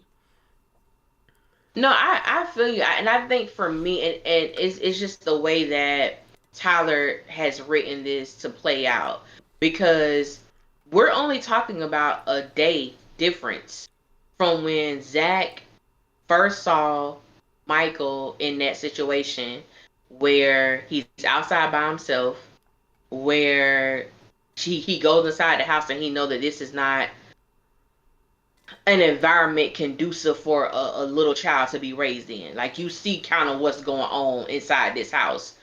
And I just feel like if you were so overly concerned about Michael's well-being, it didn't matter who she said watched the baby. She said, oh yeah, my sister watched him when I'm at work. Okay, well, I'll take him. Let me get him. Let me get him for the weekend. Or let me get him for the week, give you a break. Because you can already see something in the milk ain't clean here. Or something is not right here. So for me, that would be my initial thought. Because Zach had already said, and I want to see him too. He had already put that out there. And she was like, oh, you can get him whenever you want. And that was her response. You can get him whenever you want. So he didn't make reference, so I want to get him now. I don't think Heather would have had an issue if Zach would have wanted to get Michael at that time. But Zach didn't say that. Then the very next night, you're overly concerned about whether or not he ate. And you can't eat until you know your son is good. But you left him there, though. And I think that's what the thing was for me. It's like, that's why certain things I really can't buy into. Because if it was such a concern, why wasn't it a concern yesterday? Yeah. Or even I got to give Fatima props for this. Because when the thing was in the thick of Heather and Zach, I think Fatima had made reference to like, why don't we try to help her? Yeah. Like, why don't we try to work together? And Zach, I can't remember what his response was, but obviously that wasn't the case because you're trying to go directly to taking full literally custody. He was going from 0 to 100, and that's a great segue into the point that I want to make of like Zach is just not it. He's not who he thinks he is in reference. He's not the man who he thinks he is. He thinks that he's just this man, this well-to-do man that got everything under control and is ahead of the curve and is a really good man. But also, like, he has the prime opportunity with baby mama number one to be different like he thinks that he is, but he's not. Most baby fathers are not thinking or coming into it with an empathetic heart. Like, Zach is so judgmental of Heather pretty much immediately, as if you did not smash her in the damn strip club. More baby daddies would be able to co-parent if you actually approach your baby mama with empathetic ass eyes. But he doesn't offer up these solutions that we're saying because he does not empathize with her. He's demonizing her. And it's wild to me to be somebody who has gone through what you have gone through and then had to relive it recently, specifically with your mom, and like be able to account for like why certain things was away, especially after that video. So you know it's a little bit more layered than she just hates Michael. You know it's a little bit more layered than she don't want to do right by Michael. And you can't find it in your heart to communicate in a way that is empathetic to this woman and is going to get you the best possible result. No, it's not to service Heather. It's to for you to actually be the stand-up guy that you think that you are, and for you to get the best for your damn son. But you come into every situation with most of the women that you decided to stick your parts in with issues and anger and frustration, as if you King Tut or something and you not. Like, all Zach had to do is stop judging Heather and say, okay, this is the dilemma that we're in. Empathetic eyes. She remind me of my mama. I want to try to believe the best. Okay. And trying to believe the best, what can I do? What can I do to help? Yeah. Zach, you want somebody to believe that you want to help your son, you want to save your son so much, but you're not even focusing on that. You have focusing on trying to save Michael while demonizing Heather for being your mama. And you got to pick one, babes. Because if you keep trying to pursue both, you're going to do both horribly and just make the shit worse. I agree. I think I think that what you said, Erica, is so vitally important, and I think so majorly missed. Because that judges everybody on a level as to which, or he try to hold people at a certain standard in which he doesn't hold himself. Mm-hmm. And for those, somebody asked in the comments, how do we know that Fatima is pregnant? Because we watched Zatima, and Erica on Zatima, but well, this what we do know. We know that on the last episode of Zatima, we don't know where Fatima pulled this out her ass, but she told us and Zach on the last episode of Zatima season 2 that she was pregnant. And we don't know how real that is, but I guess we'll find out. She said it, but Erica still don't know it. We don't know. Because the same way people asking for Karen, at least Karen had a pregnancy test and it came back positive. We don't know nothing about Fatima. Baby, we don't even know when she took the damn test. Ever. We have no idea. We have no earthly idea. But I think that's one of the downfalls when it comes to Zach, is that you hold people at such a high standard and you still out here making childish mistakes. Your childish decisions. So it makes it's hard to root for me. It's hard for me to root for him when I see the way he treats his brother, when I see the way he did Jeremiah. Oh, he only want her check. He only want her money. He really didn't. He did not. But because you have this image or this view of him, everything is filtered through that. Same way as you stated with Heather, she reminds you of your mom, the way that you see her living. So everything is filtered through that. Fatima made an interesting statement when she thought that the dude had a bus pass. What did she say? Well, I thought scrub. Mm-hmm. She said scrub or something. But when you met Zach, he was riding a bike and riding the bus. You know what I'm saying? But it's like, but you saw so much potential in him, though. I'm supposed to believe that. Because that's what you told him. I see so much potential in you, girl. So it's just the way that Tyler writes these things. Yeah. But in an ideal world, I would have loved to see Zach and Heather maneuver through the dynamics of co-parenting, even though they are vastly different from each other now. Yeah. The way that they view life, the way that they see things. Maybe she is getting abused and we don't know. But I think even it would be hard for me because Fatima already put hands on this girl. Mm-hmm. And I want to trust you with my son. When this woman came to my job and put my head through the damn mirror or wall, whatever it was. Yep. Like, that's a lot. Yeah. That's a lot. Demetria, it's not us putting it together and it shouldn't be together. They actually have communicated, they as in the cast. So like Deval has went on to say this is where Zatima season 2 falls in the Sistas timeline because they are in the same world.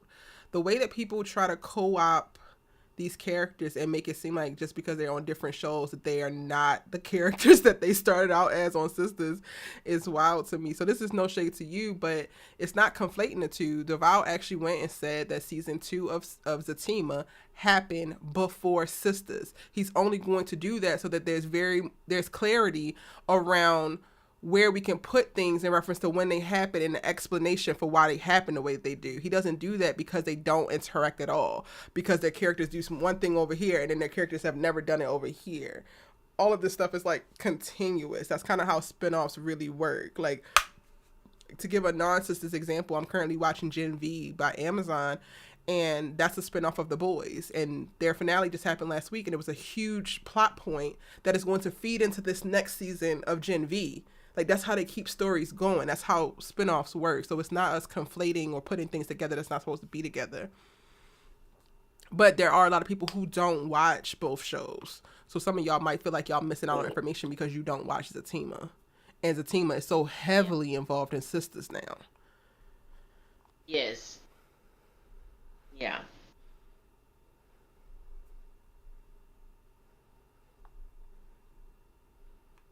I hope that makes sense.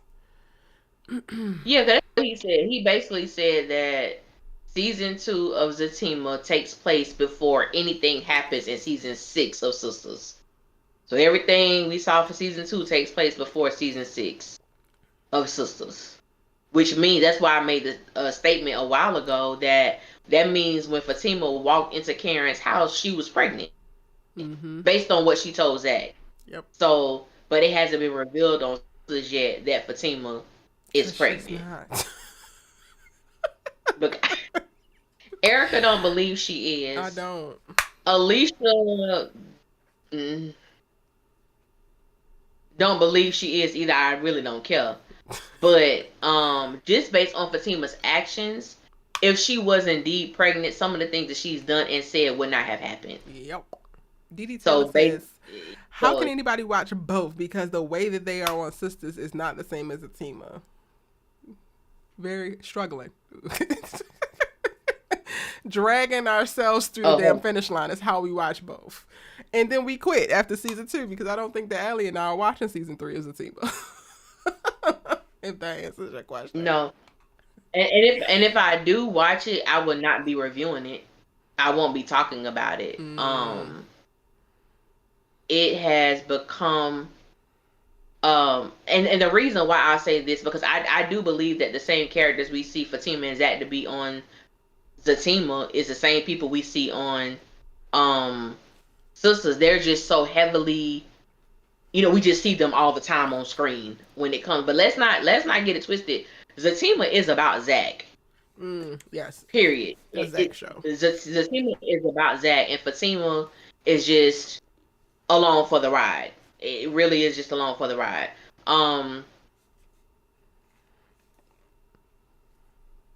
Zatima's supporting cast is trash. No. Not the actors. It's horrible. The actors are not fine. The actors. It's the storylines. The storylines are ridiculous. Yes. I love the actors. I've seen most of them in other projects, and I enjoy all of their work.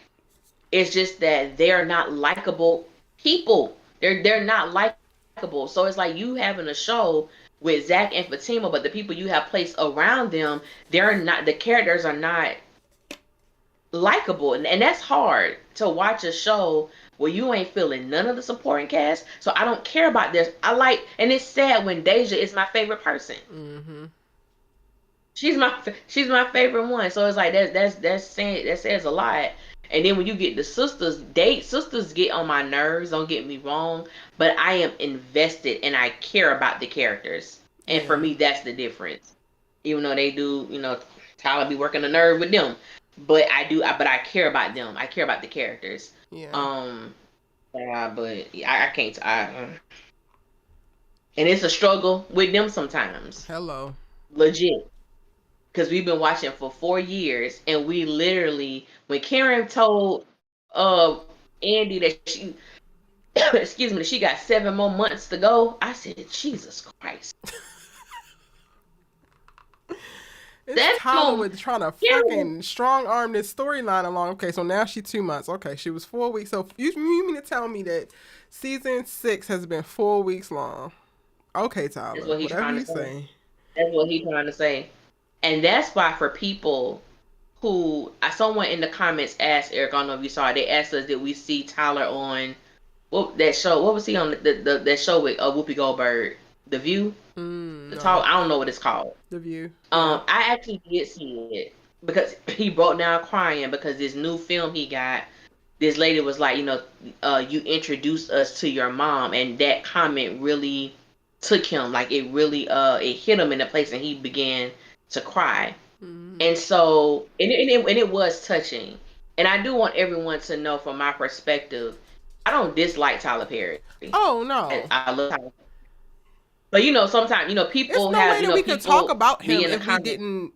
if we didn't care, if we Yeah, didn't want the best for him yeah, and his stories and his art. Like the way that I don't yeah. give People about be in the somebody is comments talking they crazy. don't exist for me. For me. People be yeah, and like people be in the comments talking crazy, and I'm just like this is Alicia, not Allie Nick. This is Alicia.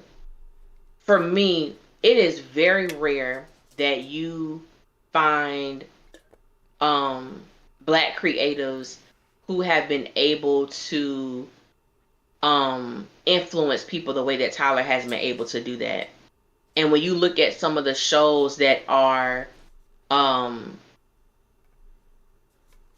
are presented for us, sometimes we see the same tropes. It's very rare that you see black women or black men in a positive light. That does not mean they are void of drama or insecurity or just making horrible decisions and mistakes. Those things happen. It's life. We mature, we go through things. But when I see how what Tyler stands for, what he says he stands for, and then you see a show like Sistas that reaches so many people, so many women, and it's able to divide people. But everybody have their favorite. That's no big thing. But it's like at some point, when do you flip the coin? When do you see them turn over that new leaf that they begin to walk and assert themselves in a certain way? And unfortunately, the way the timeline is for Sisters, we may not ever see it. Mm-hmm. Or we'll see a character like Karen who make those strides, and we have truly seen her make those strides, and then Tyler will knock her 10 steps back.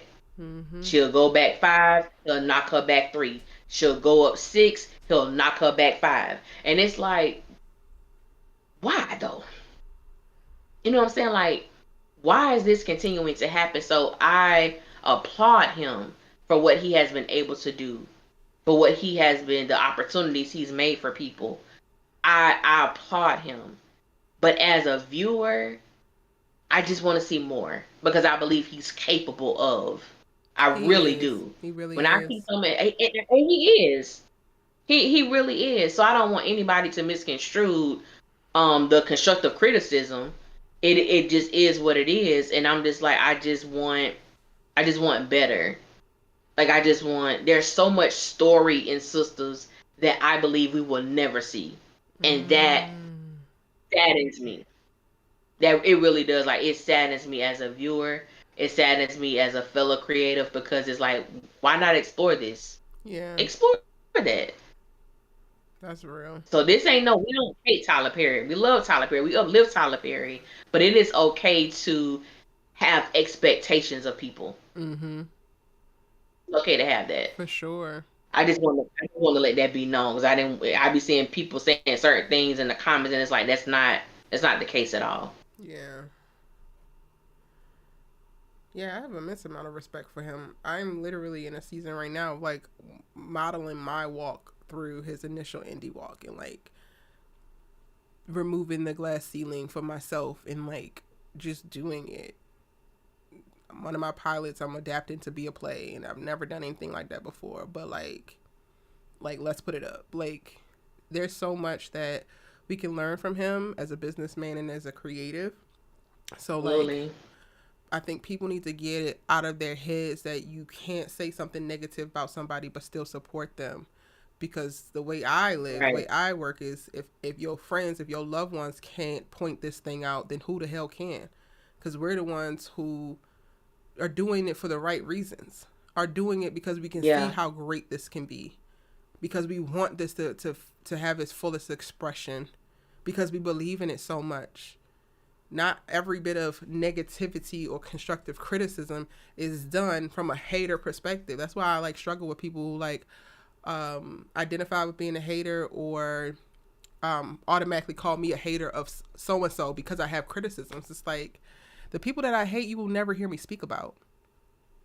Ever. Ever.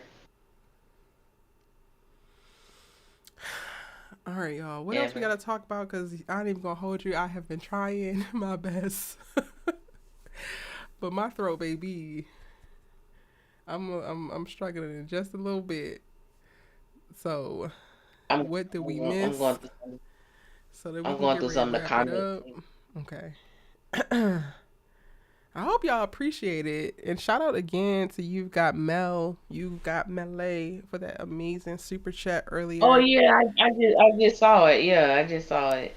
Hit that subscribe button if you're new here. If you have been wanting to chat and post in the chat and you haven't been able to, it's because, babe, you got to be a subscriber to be able to type out and use your Twitter thumbs. So hit that subscribe button. Go on over to Allie Nick Love, at Allie Nick official channel and subscribe to her as well. What were you saying, Allie? love sour grapes. The new writers come in. Well, the new writers wrote for season 7, which has already been filmed. Yep. So we'll start seeing their stuff in season 7. You can follow Our Sistas Keeper Pod on Instagram and Our Sistas Keeper on TikTok and Twitter. New content will start to be posted tomorrow, and it's basically clips and replays from our lives. Hopefully, you guys can share it And with y'all your make sure y'all check audiences. out me and Erica. What'd you say? Oh, go ahead, Erica. And I was just telling people make sure they check out our reviews for Kingdom Business. Baby. If you have not already, make sure you check it out if you have BET Plus. Even if you don't sign up, you get your email. I think you get a 7-day free trial. Go binge watch season 1. Binge watch these are gonna be 3 episodes for season 2. It is an amazing show. If you think this is a I good listened to time, honey, Erica. hoo. It's a great time. It's a great time. I listened to Erica's review, both reviews, great reviews. Oh, I thank only you. put up the one for episode 1 of season 2. I didn't do season 2 episode 2 yet. But it's a different tone for me when I review this show because I am someone who I know church. Yeah. Oh, I know church, but most importantly, I know God. And so when reviewing this show, I try to give like different perspectives of the different Mm-hmm. thing, like the church having a relationship with God, and also just the real. This is just what Yeah. it is. So I try to give like different perspectives of it. But it's a really great show for those who have not watched it yet. Um, it's really good. It's really good. And I know BET Plus too is about to have all these Christmas movies coming out. That's gonna be really good. I'm thinking about doing like a Christmas movie review of the Christmas movies. I'm Mm. thinking about it. I'm thinking about doing it. But yeah, y'all make sure y'all check that out. Really good show. Very good So show. good. And I'm going to be going live on Thursdays to discuss it because it's just that good. So, again, if you like these lives, you need to get in Kingdom Business because Kingdom Business lives, I think, are even more chef's kiss because they have such beautifully nuanced, actualized characters. So much for you to talk about, so much for you to go into. Did we miss anything, y'all? Go ahead and drop it in the chat right now. If there's anything that you wanted us to address, you can repost a comment that you feel like we might have missed because I don't want to get out of here without addressing everything. Appreciate y'all for bearing with me with my damn throat. Pray for me, pretty. Yeah, girl. I don't want to lose my Girl. voice. I really don't. Um, Mm-mm. Kimberly Felder says, it's amazing. I love Kingdom Business. Yes. Yes. There's so many people because I've been talking about it, I guess, now for like a week and a half, and a lot of people went to go binge it. And they come back like, okay, Erica, you wasn't playing. I should have not. Not that I doubted you, but I should have never doubted you. I'm like, who am I? Yo, good sis. You talk TV with. I'm never gonna steer you wrong. Velma Young says, I really appreciate the both of you. I enjoy the entertainment. Oh yeah, Erica, I was unable to sign up to be a member for Kingdom Business. Wait, why? What happened? A member for my channel or for BT Plus? And we appreciate you too. Thank you so much for being so active and posing really great questions. And it's with y'all that I think our content really gets to flourish, and we're able to go even deeper than we thought that we could go with just points that you guys bring up and questions that you ask. So like, we appreciate you to the moon and back. Yeah, and I try my best to. I used to do it a lot all the time in the beginning, but I don't do it as much. I try to always thank the new subscribers and the people who comment, and I want to make this known right now. I do have a smart mouth. I'm not even gonna lie. I got a smart mouth, but 9.5 times out of 10. If I ask you a question in the comments, I'm genuinely asking you a question. I'm not being funny, and I know sometimes it's hard to tell the tone when you are writing a comment, but if I'm asking you a question, I genuinely want to know. Like, I want to know what's the reason you think this way, or how did you come up with this conclusion? It's not to be funny. And there are some people like, we are going to disagree, and I do want to make that known.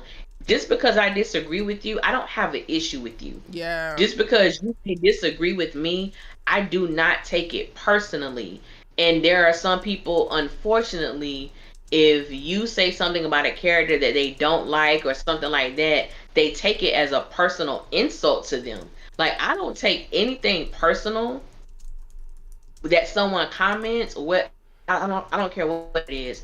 I don't take it personal unless we get into where people start coming for people's physical appearance or all that. So like, I don't deal with stuff like that, because I'm just not that type of individual. I don't even welcome that type of energy in my space.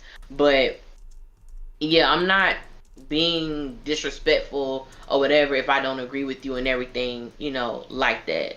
I just always tell people, like I said earlier, when you write your comments, even if you delete them, we can see them. For a brief moment, we can't see them before YouTube deletes it. We can still read it. But that's my whole thing. Like, we should be able to converse and disagree and still be cool and still be okay. Yeah. Like, to me, there's a beauty in that. There's a beauty in that. But it really is.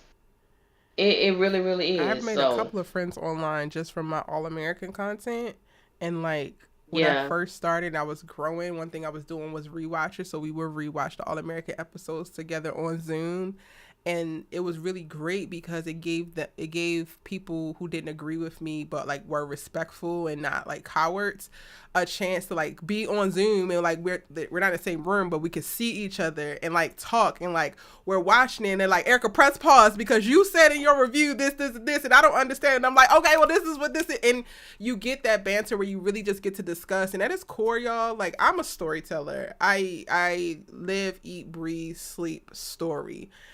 And I enjoy it. Right now, this is the medium. Through criticism and review, this is the medium that I continue to tell stories. That's what I want to do. I'm not out here beefing with nobody.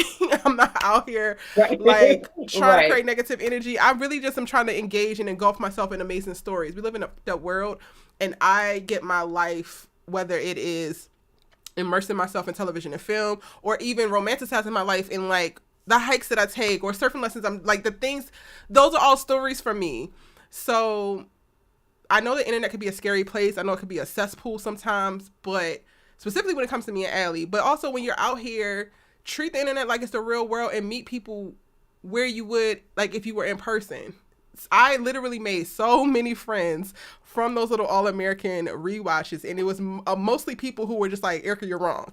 And then by the end of it, it's like, I mean, I actually understand now because I gave you the time and the space, and like we got to laugh and joke or whatever around the thing. But too many people like don't agree with somebody, and it's like immediately they're your enemy. You're not my fucking enemy. It doesn't really matter. You're I mean, and I think that's so beautiful because to me, I feel that's how social media should be used. Because there are people who I have made truly like true bonds with over sisters. Like over TV show, they have a question. Like my Instagram be full of voice messages Mm-hmm. or full of, and I'm able to relay back to them or whatever the case may be. Or it'll be, or and I've had the adverse effect too, because I've had people who the moment I said I felt Aaron was sterile, girl, the stuff that came out of that, I said, well, be wrong, sis. Yeah. I can be wrong. I'm like, that's just my opinion. I can be wrong, and I couldn't believe how angry People some are. people got by me saying that, you know. And it's like, I just, it's a show. We, and the fact that we're all different. We're women. We have different experiences. Some of us are in our 20s, 30s, 40s, 50s, teens, whatever it may be. So we're in different walks of our lives, and we've had different experiences. Because who Alicia was at 21, oh, that was a ratchet little thing there. That's not, you know what I'm saying? That's not who I am now. And Yeah.